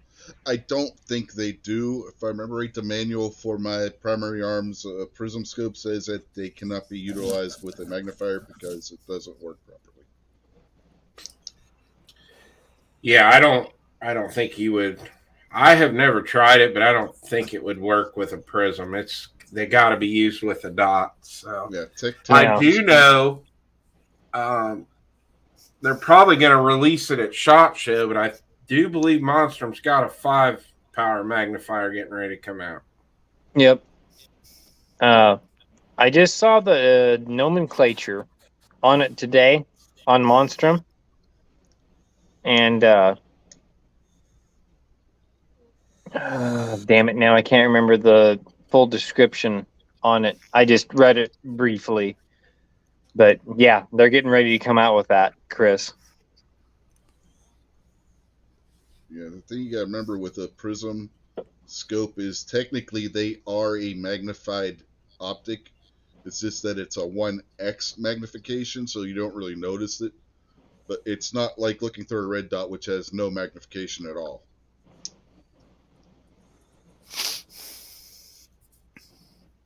But anyway, I'll ask Chris one more question. On that review you're getting ready to do, what is that combo that you're getting ready to do? It's the Ghost red dot with the Ghost 3-power magnifier. Okay. All right. It looked really good. And the combo that they were selling on that. So I just wanted to make sure that was the one that you were getting ready to test out. Yeah. So, but I am going to take it back out and use the Ghost magnifier with the Vader red dot. oh, nice. See how that lines up and see how it works through that. Yeah, I think it's going to work pretty good. Nice. Well, I guess I'll be waiting for the video on that one. Yeah. Back to the Defense Dad's question about the prism with the magnifier. If you want to do something like that, you're better off with a 1:4 by 1:4 by 20. So. Yeah, an LPVO. Yeah. Yep.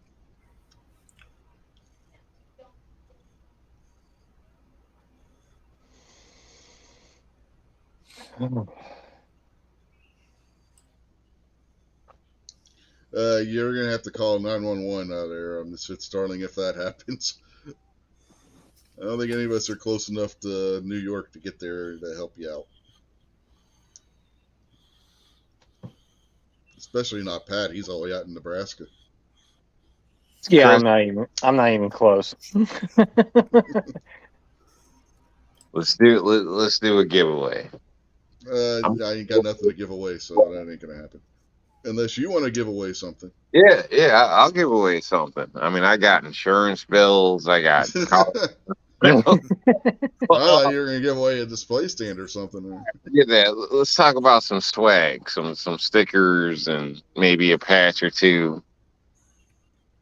What is between Washington and Lincoln? This is kind of like a riddle, but the first one that pops in the correct answer, which I'll need rich participation. I'll send you. Participation. Yeah, what he said. I'll send you some stickers and shit, a swag pack. Read my mind. What comes in between those two? Washington and Lincoln. Wood says Idaho. Potato.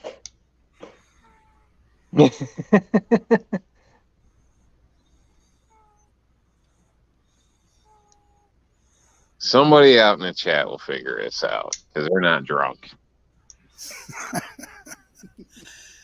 Maybe. Ain't nobody else answering.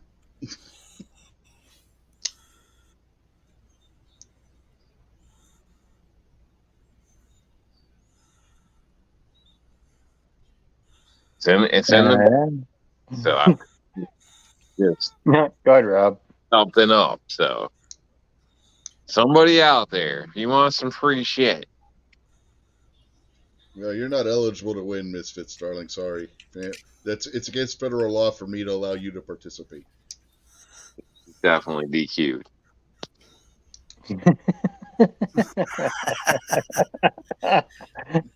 Nice.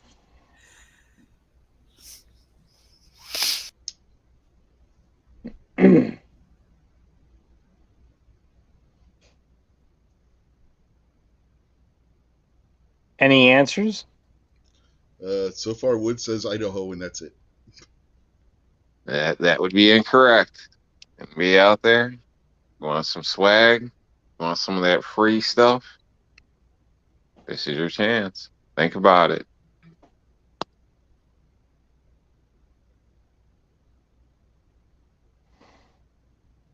All right, I'll throw a little something on top of that. Who wants, on top of what Rob's given out there, I will send a full battle box of 1943 Mosin Nagant ammo, the light ball full lead, not the steel penetrator, the sniper ammo that they used to run. And I just unboxed that here about 2 months ago. I will send you some vintage ammo with some 223 ammo or 5.56, depending on what you run. I'll send you 100 rounds. Can I enter? No. You're the one asking the question. Nope. No, I'm feeling generous. Feeling generous. I'll throw that out there. Defense Dad says Jefferson. You know what? That son of a bitch got it. That's what I was thinking, honestly.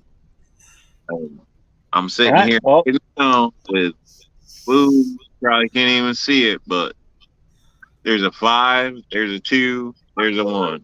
Yeah, that was the logic he gave too. He said he's on the $2 bill. Fucking count. You don't count, damn it.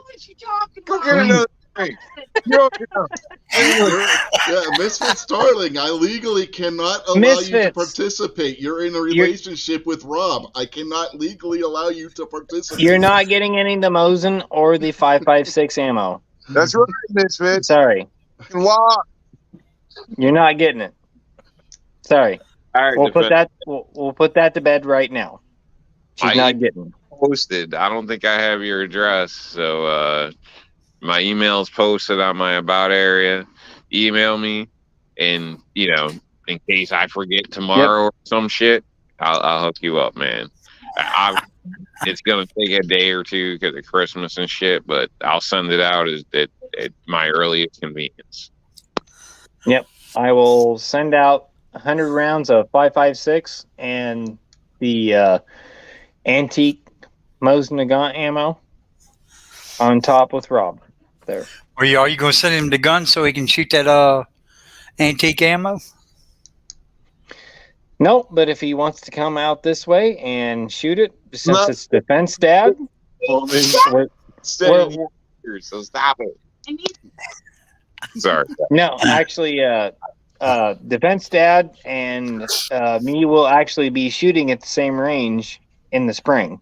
So I can actually probably take him that ammo at that time. So Nice, man. You just saved on shipping. Yep. Hot damn. You only get that at the rich wrestling show. You see that shit? Defense Dad said that works. Yep. That's what I thought. So anyway, yeah, Defense Dad, I owe you 100 rounds of 5.56 and a 100 rounds, you son of a bitch. Do I get a cut? Get like 5?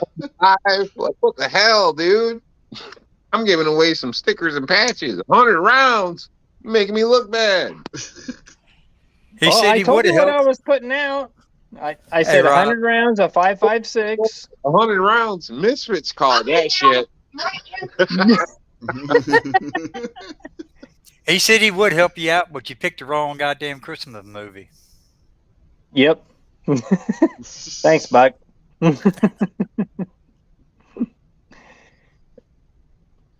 No, 100 rounds of the 5.56 and the antique Mosin Nagant ammo, the 147 grain full lead that they used to shoot, actually head stamped in 1943. I'll give you a little rundown on this stuff. I got some special mark stuff that when it came out of the plant, they had to move the plant further behind enemy lines, and it was only mass produced there for 1 year, and they brought it back. And I'm sorry, I cannot pronounce these goddamn fucking plants because, yeah, full Russian. But anyway, that was the only time that this ammo was produced in this plant behind enemy lines. So yeah, that ain't shit, dude. Does he have an R&L's display? Because I can tell you what. How did I know you were gonna pull that bullshit? Trying to take cover, working, sanding, blood on my fingers, all this shit behind I've done that all week, Rob. Goddamn. Displays. I just might throw his ass an AR display just for the hell of it, just because you're. He said he doesn't have one. Oh! You're getting cocky. Oh, now you're gonna go over the top on me now. Okay, I see how you are, Rob. Defense Dad said he does not have an R&L display. Okay. I think he's wrong. I think that'll make it about equal then. Space in the future here, because and thank Pat for this bullshit. 100 rounds, trying to make it big. Love you, Rob. Shit.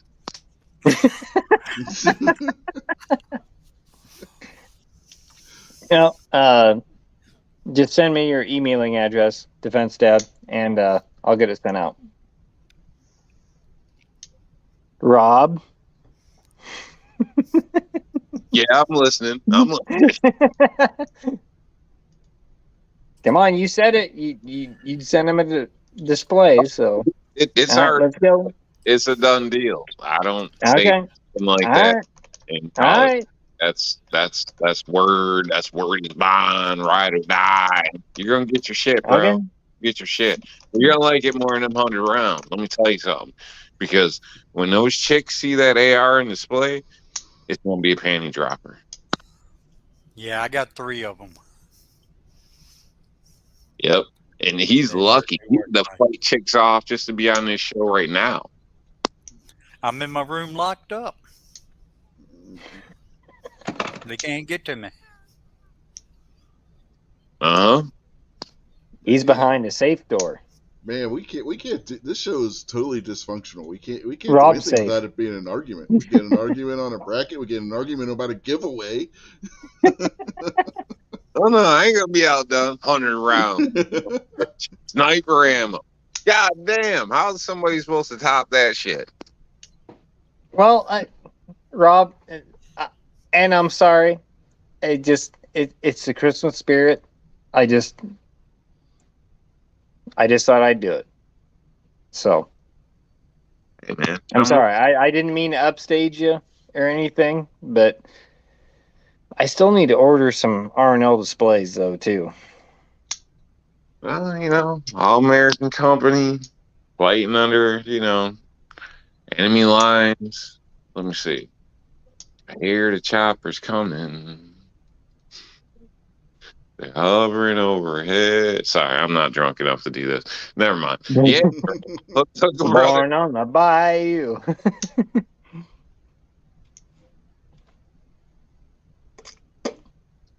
Sorry. Here, get my wounded.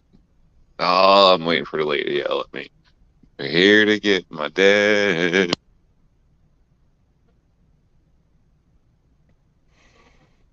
Sorry. But no. Anyway, It's this alcohol, man. no, Rob, I didn't mean to upstage you, but I don't know, I was feeling generous. So I just put it out there.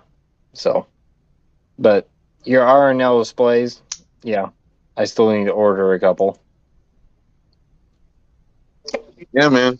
You guys that are ordering them for channels or whatever, let me know if you end up ordering them for channel or something. Because, I'm willing to work with people and damn near donate my time.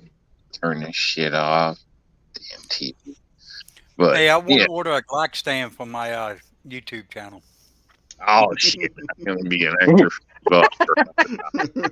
The PCC carbine. Rob, don't do it.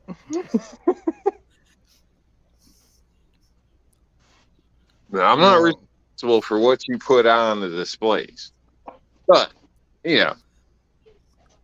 please American pride while you do so. Yeah, I No, could use what a I want pistol is one of stand to those, do a review on in a year from now. I ain't putting no damn Glock on it. I just want that PCC stand, carbine stand. The one that sucks Glock mags. That's the only one I'm missing. What it says. I'm told to tell defense staff a dozen. I don't really understand it, but a dozen. That's what I'm told. Pick your battles. Sorry.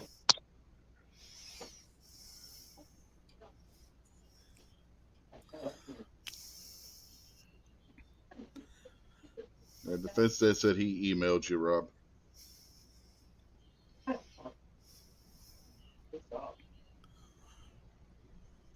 I'm getting yelled at. Sorry. It doesn't. It doesn't. I don't know what that refers to with the context. Damn it. It doesn't make me feel better. It doesn't. Okay. Y'all heard it. Back off, yo.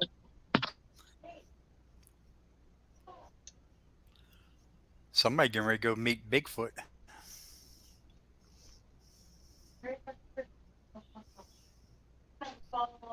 I want 100 rounds, 5.56, motherfucker. I had the answer right first. I want 100 rounds too, but it ain't gonna work. It's we can't rig it. I know. I Wow. can't. It's the law. I cannot Rob was asking the question, therefore I cannot legally allow you to win. Else does. And won that shit.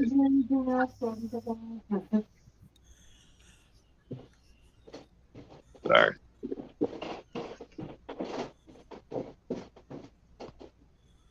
But on a serious note, I hope everybody's having a good holiday. So obviously you're probably laughing at me. I'm gonna imagine with me, but at me is okay. But life is short, man. You never know. I mean, I'm sure everybody has an experience where you never thought that was going to be the last time you spoke to somebody. So, try to make the best of all your occasions. Yeah. No, that's a really good point, Rob. I'll take it back 2 days ago. And I'm not bragging or anything. I just wanted to do something nice for a family. There was a family out here, and the father got hurt in a really bad accident, and mom was a stay-at-home mom, taking care of the kids, see them off to school and everything.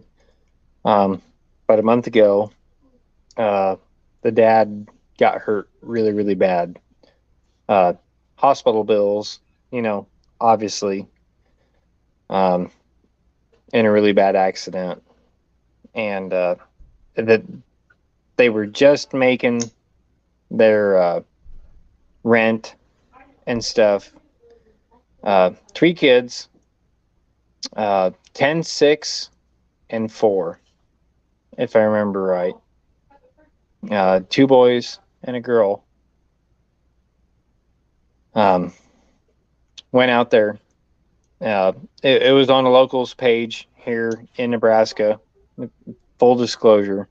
I'm not trying to hide anything, but they didn't have any Christmas gifts for their kids because they were just barely skidding by. And I don't want to brag or anything. I really don't, because it was listed anonymous, and we sent a bunch of toys and stuff off to the kids and everything. I won't disclose any dollar amounts or anything like that, but they're going to have a good Christmas. And that was because of my wife. She was looking at all that stuff. And no, if you can do any help to any kids out there, even if it's just a little amount or a big amount, it doesn't matter. To bring a smile on those kids' faces come Christmas morning. It makes it. I don't want to say karma because of my religion or anything, but turnabouts. I'll put it this way: turnabouts fair play. On that, Totally believe in karma. Totally believe in karma. Yeah, I do too, but with Just way it's it works out in life that I've experienced. Karma's yeah, a fucking deal. and it does, Rob. I just don't know the words for it right now, but those kids are going to have a good Christmas because they had, and it was from a legit site. It wasn't somebody trying to spam or anything like that. It was right here in Nebraska. It was about 30 miles away. And I'm just, if you can put a smile on a kid's face, especially if it's not yours, and it's just a good feeling. If you have a little bit to donate, whether it's a lot or a little, just go out there and donate, because it makes a big difference in those kids' life, especially if they've got some toys and stuff underneath the Christmas tree. About makes me choke up just thinking about it right now, because kids don't know any different. They don't know mom and dad are struggling or anything. So if you can help out a little bit between here and New Year's,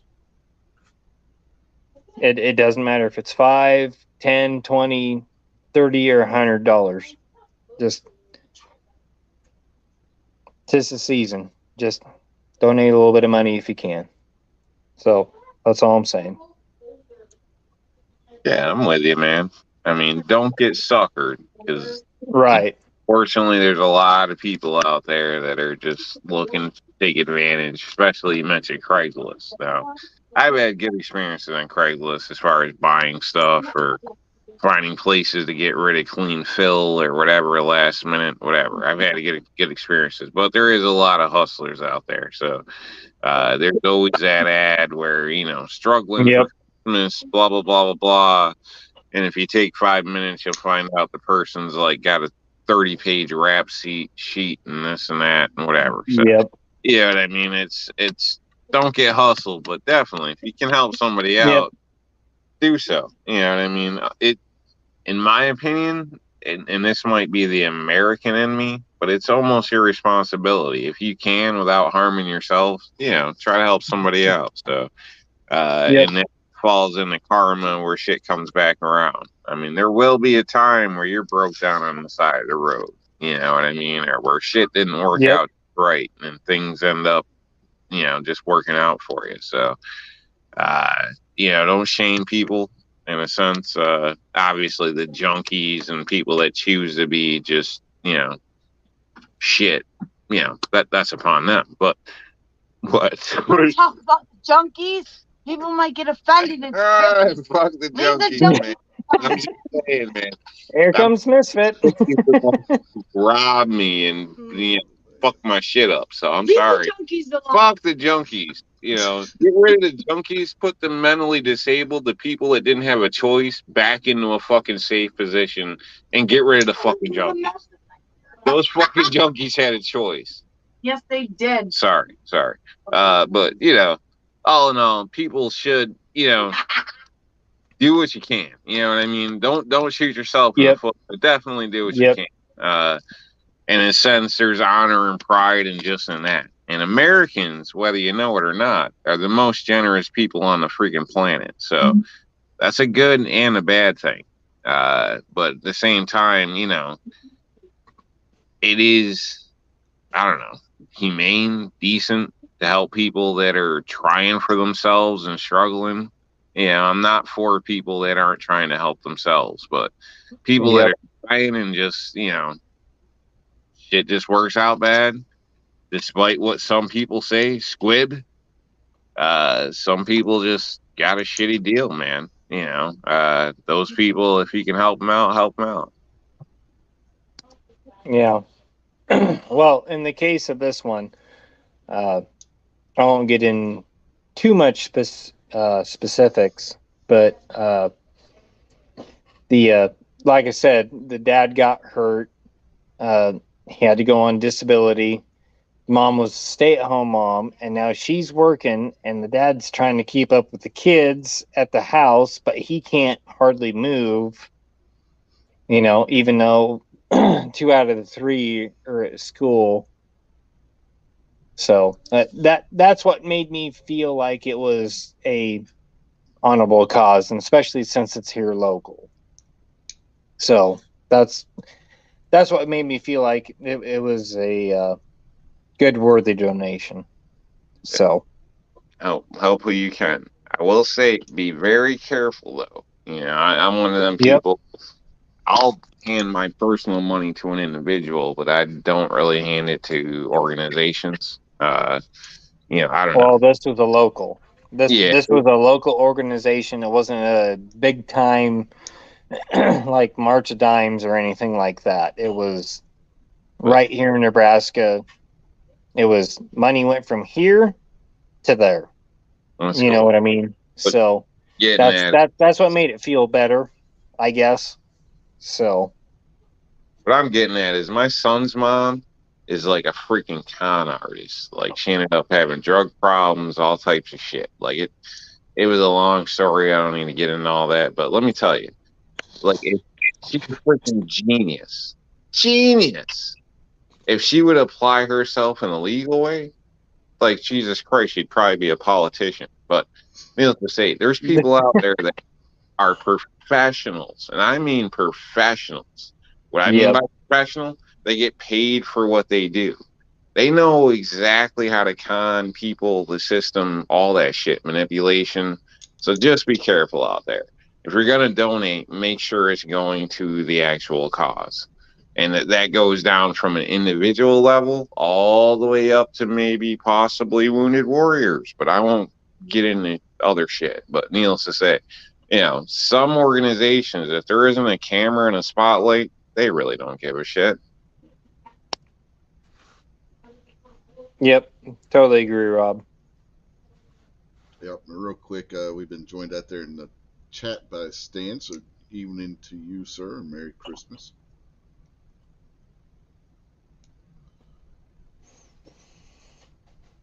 Howdy, Stan.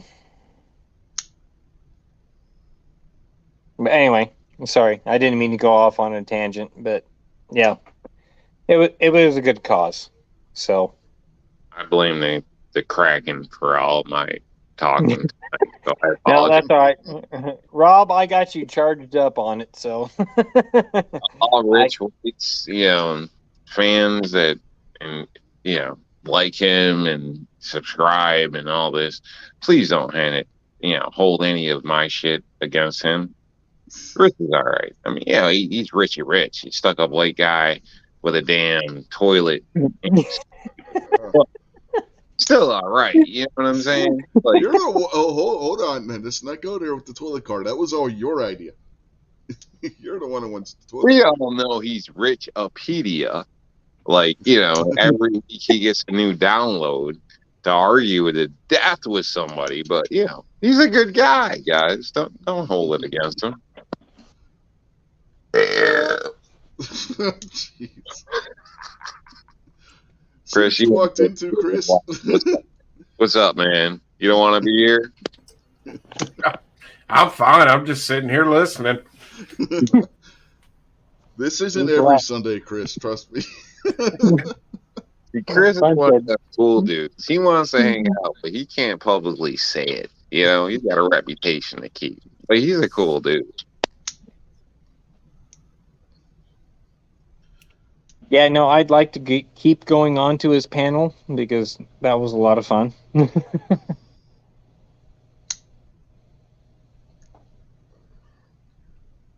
Just saying, Chris. Now you got a good panel out there, and that's always a good podcast.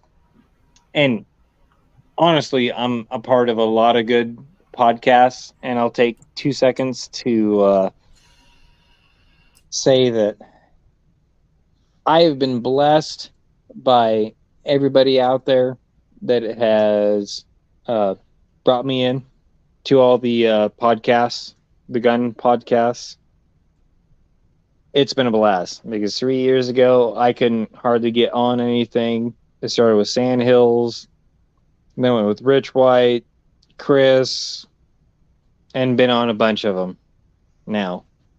So, yeah, I'm just thankful for everybody out there for letting me come on their panel and hang out, chat, and talk about gun stuff. Until you start talking about putting a cow's ass back in. Well, I'm sorry. That was only my second podcast in. I didn't know what the fuck to talk about. Cow's ass or publicly pissing live is a no-go, bro. I understand Magnet's got to get in there somehow, but, some things are best left to the imagination.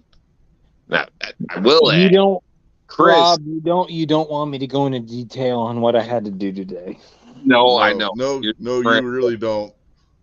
I will add, Chris makes some badass videos, bro. Like, he makes a plumbing installation look like cool. Look like I don't even know.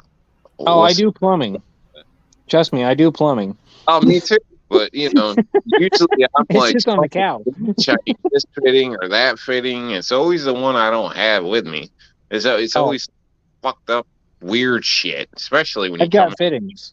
Good Lord. Everything's fucking crazy. But needless to say, Chris comes in there slams it down. He's like, "Oh, look at this, lady. I'm gonna lay your pipe." Oh, and then he's got the cool music and shit, and everything looks all. I hope Chris's wife isn't watching, being a newlywed. He leaves all Oh, he leaves out all the parts of like, fuck, it's not this size, it's not that size. Like, what the fuck, Looking for this fitting, that fitting. Like, he leaves all that shit out to just show you the badassness of it. Like, Chris puts down some Mac shit when it comes to the plumbing videos. I just want to put that out there. So if oh, y'all believe me, there's time. Almost every, I'd say at least every other job. There's always something you forget, and you got to go get it. that's been my experience. I'll buy like all three sizes. Like, yeah, I'm gonna take this and this and this and this, and then just go back and return what the hell I don't need, because it's always a pain in the ass, especially when it's an hour away from the store.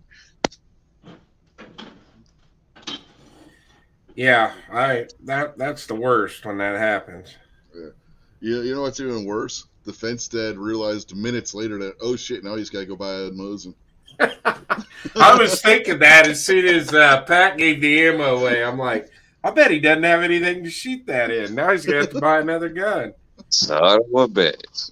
Son of a bitch. That's the kind of guy that wins 100 rounds or something, Stop tripping over everything. Ah, shit.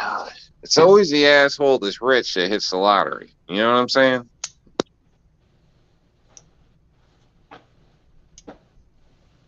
I guess there's worse things that could happen to you. Having to buy a gun's not that bad of a deal. Oh, yeah, it's true. It's true. Could fall in the damn junkie. That'd be a horrible thing. Although the price of Mosins buying today, Mosins at Dunham's for $99, those days are long gone. yeah, the price of Mosins are going for now. No wonder Pat wants to get rid of the ammo. No, actually, that was actually I bought that on a pot of gold auction, and that was the light ball lead rounds. It doesn't even have the steel penetrator. That was their light sniper ammo, from what I can decipher. Their light grain, the 147 grain, their heavy grain was the 172 or 173. I'm probably wrong on that, but it was way heavier. But no, I've put probably about 10 rounds through the Type 53 Chinese, and that stuff tracks really good. That's some of the best rounds that I've put through the Mosin Nagant, and I can't complain about it. But I'm a man of my word. I will send out a 30-round pack, which is what it comes in the cardboard box. Basically fill your bandolier, and but no, I'll send that out with 100 rounds of 5.56. Probably make a good deer round. Lucky son of a bitch. Lucky Yeah, son. actually it does, because I put that thing through. I stacked two. The first thing I did when I got it, I stacked 2 water jugs up on a bench and did a flat shoot straight into it. That first water jug, it absolutely exploded. I mean, it was nasty. And I was like, it didn't even go into the second jug. And I was like, yep, okay, yep, that'd be a good deer hunting round. So as soon as it hits soft skin, it'll blow up. What the rounds look like afterwards? Petals everywhere, just shrapnels and shards and everything. You had very minimal coming out the backside, about 12 inches out the backside. You had very minimal carry through on that, and no, it worked good. I mean, if you wanted to do hunting or inside of a house or anything like that, I would recommend it. And it's 1943. So, yeah. And I put 30 rounds through the Mosin on the that short barrel 53 Chinese type ass. And works good. I can't complain. No, is what do I got to do to get 100 rounds, man? Oh, you didn't win tonight, so. Well, I'll put it this way. After the new year, maybe I'll do a giveaway. Be cool. Giveaways are kind of cool. When you're not trying to buy subscriptions, giveaways are cool. I don't. When it for the hell of giveaways are cool, man. Yeah, I don't need to subscribe. Sign up. I do this shit for fun. Just a straight up giveaway. That's cool. Like a Jefferson giveaway. That's some cool shit, man. Not everybody does that. Yeah, no, I just actually, honestly, I thought your R&L displays was going to be a better giveaway than that stuff. So, well, it's all perspective. I mean, yeah, if the zombies show up, you're gonna prefer 100 rounds more than a damn display. I'm not gonna lie. You know, I would. But you know, when the ladies show up, that display comes in handy. Exactly. Body wash commercials. Yep. I can't. You know, it's very similar. That's all I'm saying. That's all I'm saying. No, I'm trying to give back because, well, hell, Rob, how many of those displays have you given away so far? Honestly, I'd have to look through, you know, paperwork to figure it out. Exactly. You've given away too many you can't remember. Probably. So I'm definitely not making any money. Well, right, and that's why I'm just saying. I'm just trying to be nice. I'm just trying to give back to the community. I think I bought a couple of them and gave them away on Rick's show, Rick's chats. Dude, Buck's been like he's like my all-star customer. I think he's got like 3 or 4 of the son of a bitches. Like, you know, if he was a chick, I'd have to make out with him. I gave 2 of them away, but I have 3 of my own. That's pretty cool, man. What? Don't bitch at me. I'm just saying, Buck's cool, man. I can barely drink this shit. Oh, don't worry about it. You'll be all right. Shit. I got plans for your ass. Oh my god. Oh god. Oh Lord, here we go. Oh man. Here I was trying to be all nice and peaceful and just show a fire and nice crackling wood stove, and Misfit Stone just goes nuts. That ain't one of them displays in there, is it? Yeah, I gotta bring up this comment from Tim S again because of what Rob just said.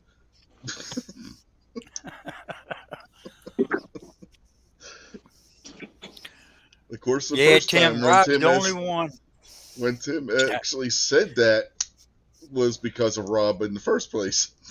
Yeah. Pony, I'm not a free guy. Come on, man. Tim. Come on, man. Rob is the only one who can go from 0 to porno in less than on a turn of a dime. In less than 60 seconds.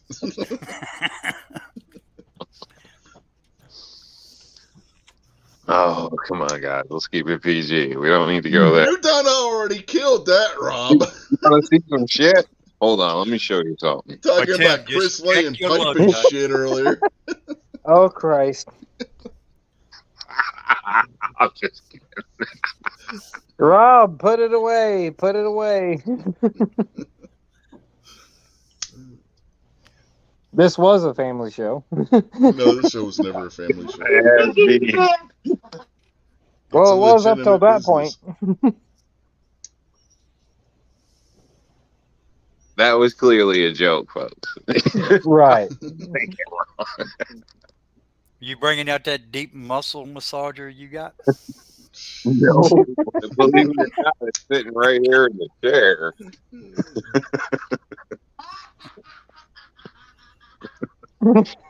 She's laughing her ass off in the background. First, let me turn it on. Let me show him. Turn the switch and hit the button on the back. Oh, watch that shit. Damn, some bitches light it. Uh-huh. You gotta know where you're aiming there, Buck. Oh god, that don't sound right.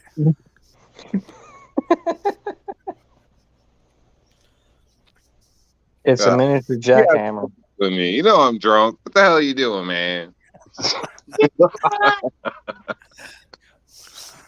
Chris, are you sure you want to be a part of this? Too late. He already joined. Yep. I'm invested now, right? Right. I definitely blame Rich White for this shit. So This ain't my fault. dude, you're the one that invited some drunk asshole from New York. What the hell do you expect, bro?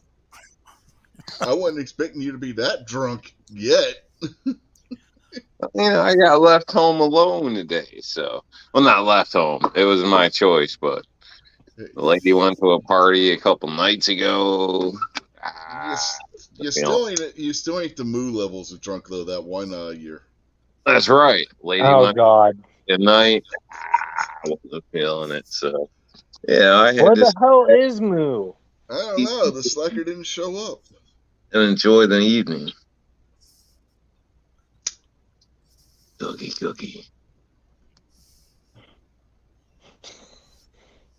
I got about 1,000 jokes on that one, but I'm just gonna shut up. I love cookies. Let me hear it. Rob, she's out there complaining that you gave her a full glass of rum and didn't put any Coke in it. Look, man. I got plans for her later, so don't pay no attention. Nice.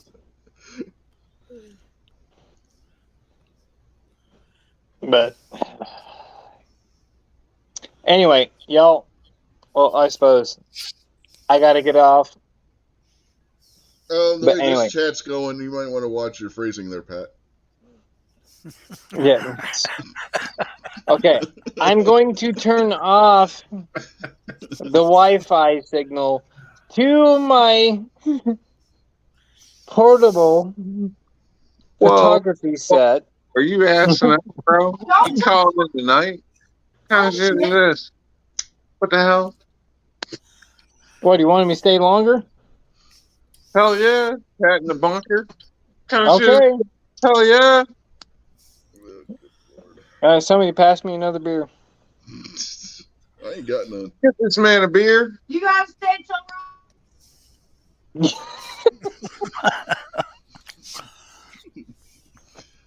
Oh no, I'm just sitting down here in front of my wood stove, just watching it burn and just yeah. Oh, and I will tell Chris from the 740. I have 2 coyote tales to tell you today. Pulled out of the driveway. It was about -6 this morning. One of those little bastards passed about 100 yards in front of me. And I was like, God damn it. I took all my guns inside. I didn't even have one hanging up in the gun rack in the truck because I was afraid it got so goddamn cold. I was afraid something was going to happen to the scopes or something. But I just took them out, put them down in the bunker, and I was like, crap.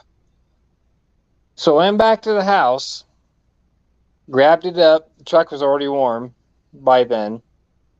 We went down the road, fed the cows, and I had to go to a pasture and break open ice. And here was one of these little bastards making footprints on the pond. I was like, okay, there's one close. They were fresh tracks. So I chopped the ice open, got back in the pickup, backed up about 150 yards, sat up on top of the hill, turned the key off, put the gun out the window. He came out of those goddamn trees and he went straight to the water. Yep, buried that little bastard right in the fucking water. So coming. Yep, I knew where he was going. That's awesome. So as soon as you busted that ice open, he wanted that water, huh? Yeah, everything. So God, the river and everything is frozen over right now. It's just dead frozen. And I saw his tracks that morning on there, and they were fresh. And I just busted it open, went back up the hill 150 yards, put in, what was it? It was the 68 grain.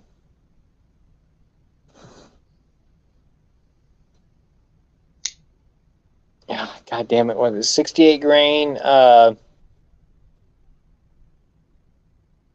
of a bitch. Hornady. Yeah, Frontier rounds. Fucking put his ass down at 150 yards with those 68 grains. Nice. I wish I had footage of that. That was a blast hunting that one. It's cool, man. So, Rich, I got a question for you.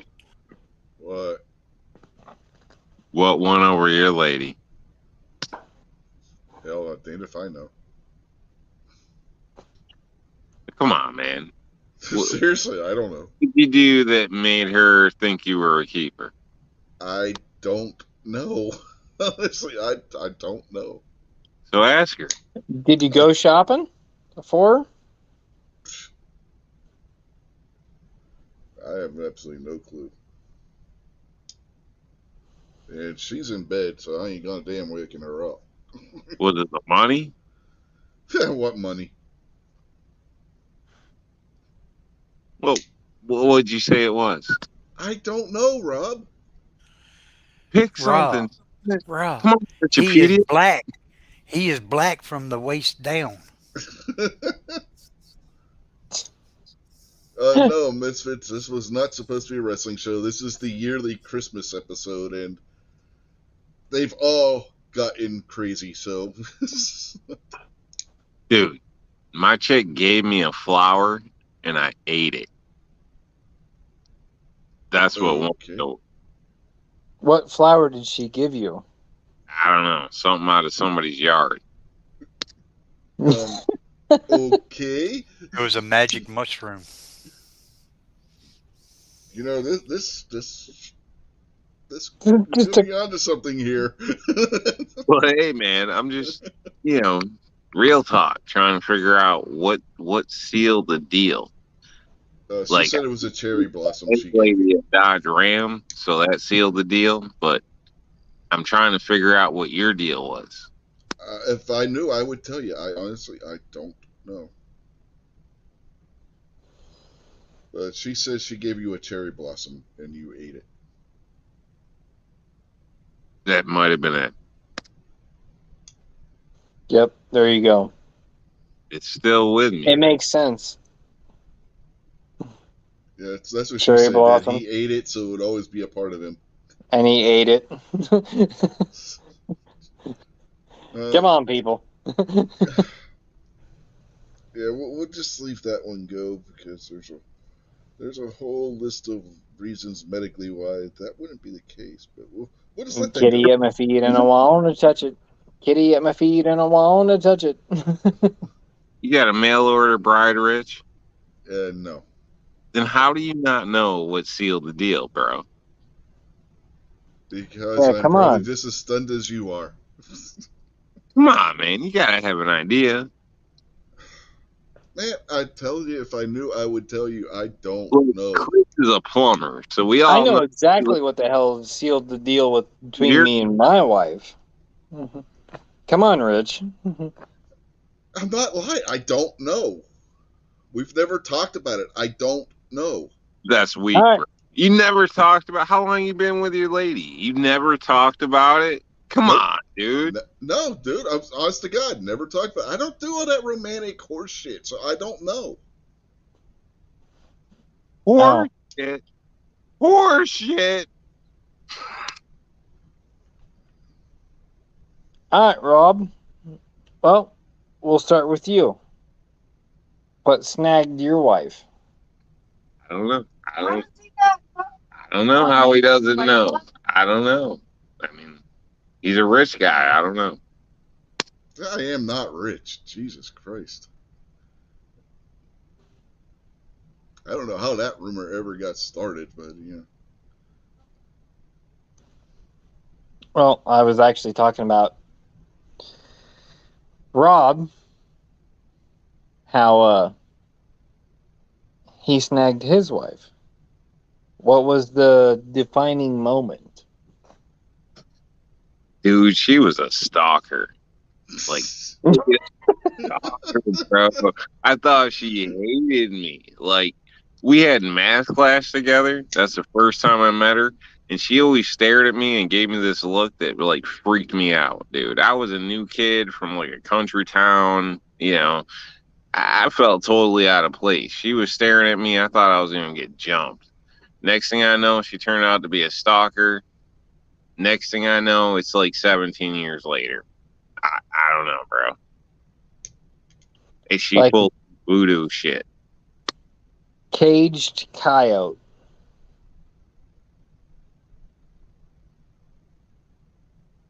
Sorry, that's a Midwestern term. I admit that, but Rich White still has no idea. Like, I almost think he bought his wife.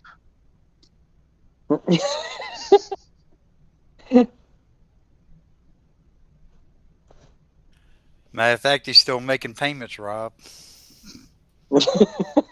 Nice, Buck. I came from a dollar store, so my payments were done and over on day one. Yeah. Buck is definitely the comic relief. He knows where to slice that in right there. Thank you, Buck. She said you got the class wrong, Rob. It was global studies, not math. Well, I don't know. I was too Close confused. enough. I was being threatened by this chick across the room that couldn't stop staring at me. Caged coyote. Yep. I know the look. I had to divorce that one.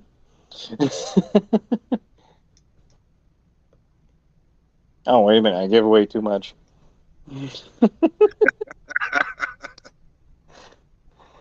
Oh, thank God it's not like it with this one. So what about Buck? Were you married at one time? Technically, I'm not married, but you might as well call it the same thing. But what about you, Buck? Yeah, I was married twice. Neither one of them worked out. What But the, but goal? the, but the one I'm with now, I can tell you a little bit how I met her. I was working at the truck stop as a mechanic, and she was head of the parts department there. And back then, I was on commission, so whatever I turned was how much money I was making. Me and her used to argue and cuss each other out every day. Then she called me up and wanted to go out. So I took her out. We got a motel room. And the rest of it, I just have to tell you on the after chat. Like, I can't say nothing on live TV, live stream. I get that. Just worked out. Huh? Yeah. That's cool, man. She gave me a new nickname. That's all I got to say. Oh shit! Oh, there we go. Oh, God. There we go. Good job, Buck. That's the way to get her done. Yeah, and I even moved back to Virginia after we went out. Moved back home. Damn, she ain't get a flight. Flew down to Virginia and brought my ass back up here. Damn. So she asked you out initially, right? Yeah, and Okay. we were both Did married. did We you we, ask? we could. What's that? I'm asking Chris. Did Huh? your lady ask you out, or did you ask her out? Uh, so how I met my wife. So when my son's mother and I split up, I was living out in this big old farmhouse out in the middle of nowhere, and there was a gas station about a mile and a half from my house. And my wife was actually at the time was working at that gas station, putting herself through school. So I was always having big house parties at that place because I was single. And she started coming over to parties at the house, and we just kind of clicked. And then she started. I had custody of my son. He would have been, God, he was like 4 at the time. And I saw how good she was with my kid. And Definite plus. yeah, Definite. so I don't know. Yep. We just clicked. We got along real well. She ended up moving in with me. And rest is history. Nice, man. Nice. That's a rare find that you can get somebody to come on board, especially with a kid. That's hard to find. It really is. Yep. Yep. Now he's Special lady. 17. Time flies, man. Older, especially the older you get, it seems like it just goes faster and faster. Yep, I hear you. Trust me, it does. Woof. Yes, it does. Yeah, time And flies. and here we are again, getting ready to hit 2023. Yep. Here, closer to the end. It's another reason you gotta live every day to the fullest. Yep. Totally agree. And Rich, obviously Chris has a badass story because Chris is badass. Buck is just a ladies' man, so there ain't a story he can't tell you about. But as you notice, Rich ain't got shit to say. Because I just don't care. No, I literally don't care. I mean, no joke. I don't care. I never thought about it. Never asked her about it. I can tell you how they met, Rob. Rich hurt himself playing Wii and went to the hospital and met his wife. No. That would be nurses are freaks, so that would be a half a decent story. But was that Wii bowling? He can't even confess to that shit. So I don't know. That's not what. That's not how we met. So it was Wii bowling. Wii bowling all the way. I just had to throw that in. Love you, Buck. I don't know, man. That was awesome. Rich's mom set up this date and they just got married or something. Yeah, no, her and my mother don't get along. That damn sure ain't what happened. Oh shit! Why, does your lady cook better than your mom? No, dude. I'm not talking about my mother. Let's just say we don't get along, and she's not welcome in my home. Let's just put it that way. Damn.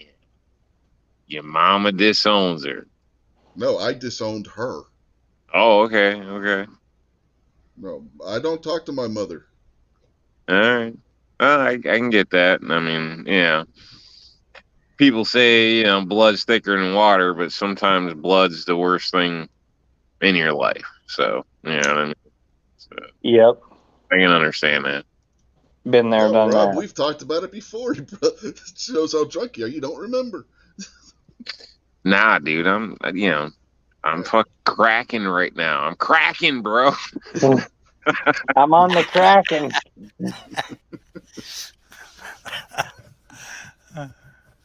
Oh. But anyway, well, I suppose, fellas, I'm gonna have to get off here pretty soon. I just want to wish everybody a Merry Christmas, Happy New Year's, and thanks for having me on tonight, Rich. I do appreciate it. I had a lot of good times on your podcast. Always a great time, even though we're just dishing out the bullshit to everybody. Doesn't matter. Always had a good time. Yeah, So, we're going to have to wrap this up anyway. Good but deal. yeah.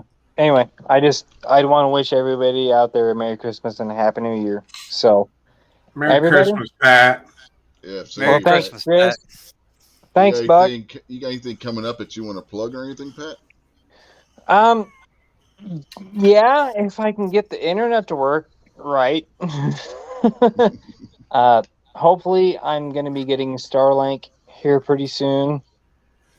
My brother just got it here a couple days ago, and he can upload videos like nobody's business. So I've got about 5 videos in the barrel ready to go, and I've been having hell of a time just to send one out in 2 days. So, but anyway, no. Yeah, I've got stuff ready to go. It just depends on the internet. So, but no, thanks for having me on, Rich. Thanks to Chris, Rob, Buck. Yeah, man. I had a good time tonight. I really did. Thanks for having me on. I feel like you should bust your balls for quitting early, but all in all, do what you gotta do. Go be dad in the morning, drink that hot chocolate in Yep. your pajamas, and go through the routine and enjoy it, man. Because it's a priceless experience that some people never get to get. So have a Yep. great evening, and love your wife, love your kids. Have a great holiday. Thanks, Rob. I do appreciate everybody. Thanks for having me on again. Have a good one, No y'all. problem, Pat. Stay All right, safe. Pat. Scare you up. And All right, Pat. You're always welcome, Pat, as long as you're not talking about having to perform surgery on cows. no, I won't. That's why I just hinted at it, and Well, I you did did not. more than just hint. All I said was I did surgery on a cow. And then you said you were doing plumbing and that you didn't have the right fittings. No, that was Rob. No, Yeah, Pat that said was it Rob. too. Pat I said it too. am Yeah, yeah.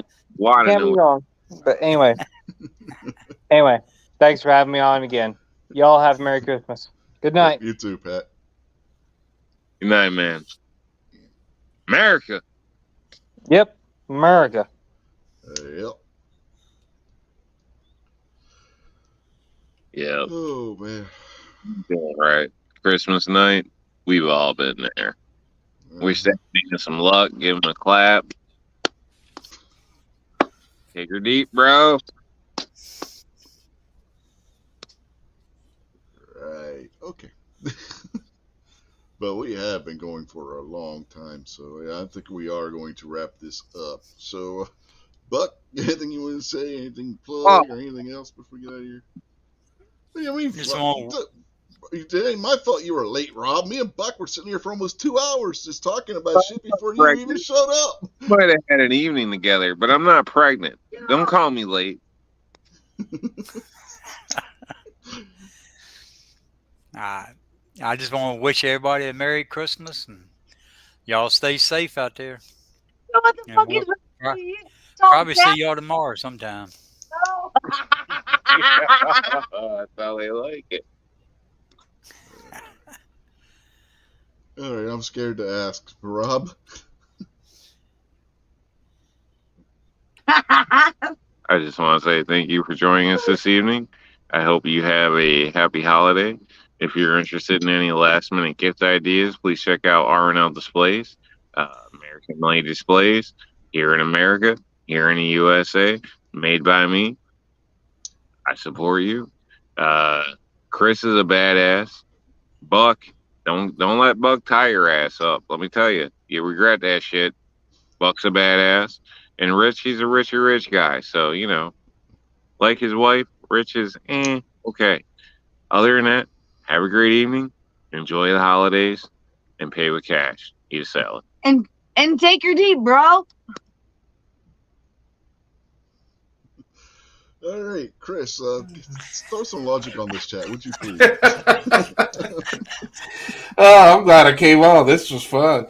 So, thanks for the link. It was cool to get to hang out with you guys on Christmas Eve night, I guess we call it. So it's Christmas now, isn't it? Yeah, 22 minutes. Yeah, thanks for the link. And thanks Side Chat out there. It's good seeing everybody out there. So I really appreciate you having me on. Yeah, no problem, man.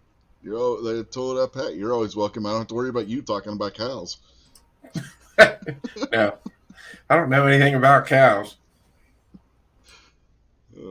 The only thing I know about cows, they taste pretty good. They won on them. I do know that. Yeah, can't argue there. And with that said, we will bid you all adieu for this week, and have a very Merry Christmas. Spend time with your families tomorrow. Some of you will be. So, our daughter and her fiance are coming over for dinner here at some point during the day. I'm not even sure when the hell they're showing up. But, so until, hell, I don't know if I'm even doing a show next week because I don't know what the hell she's got planned.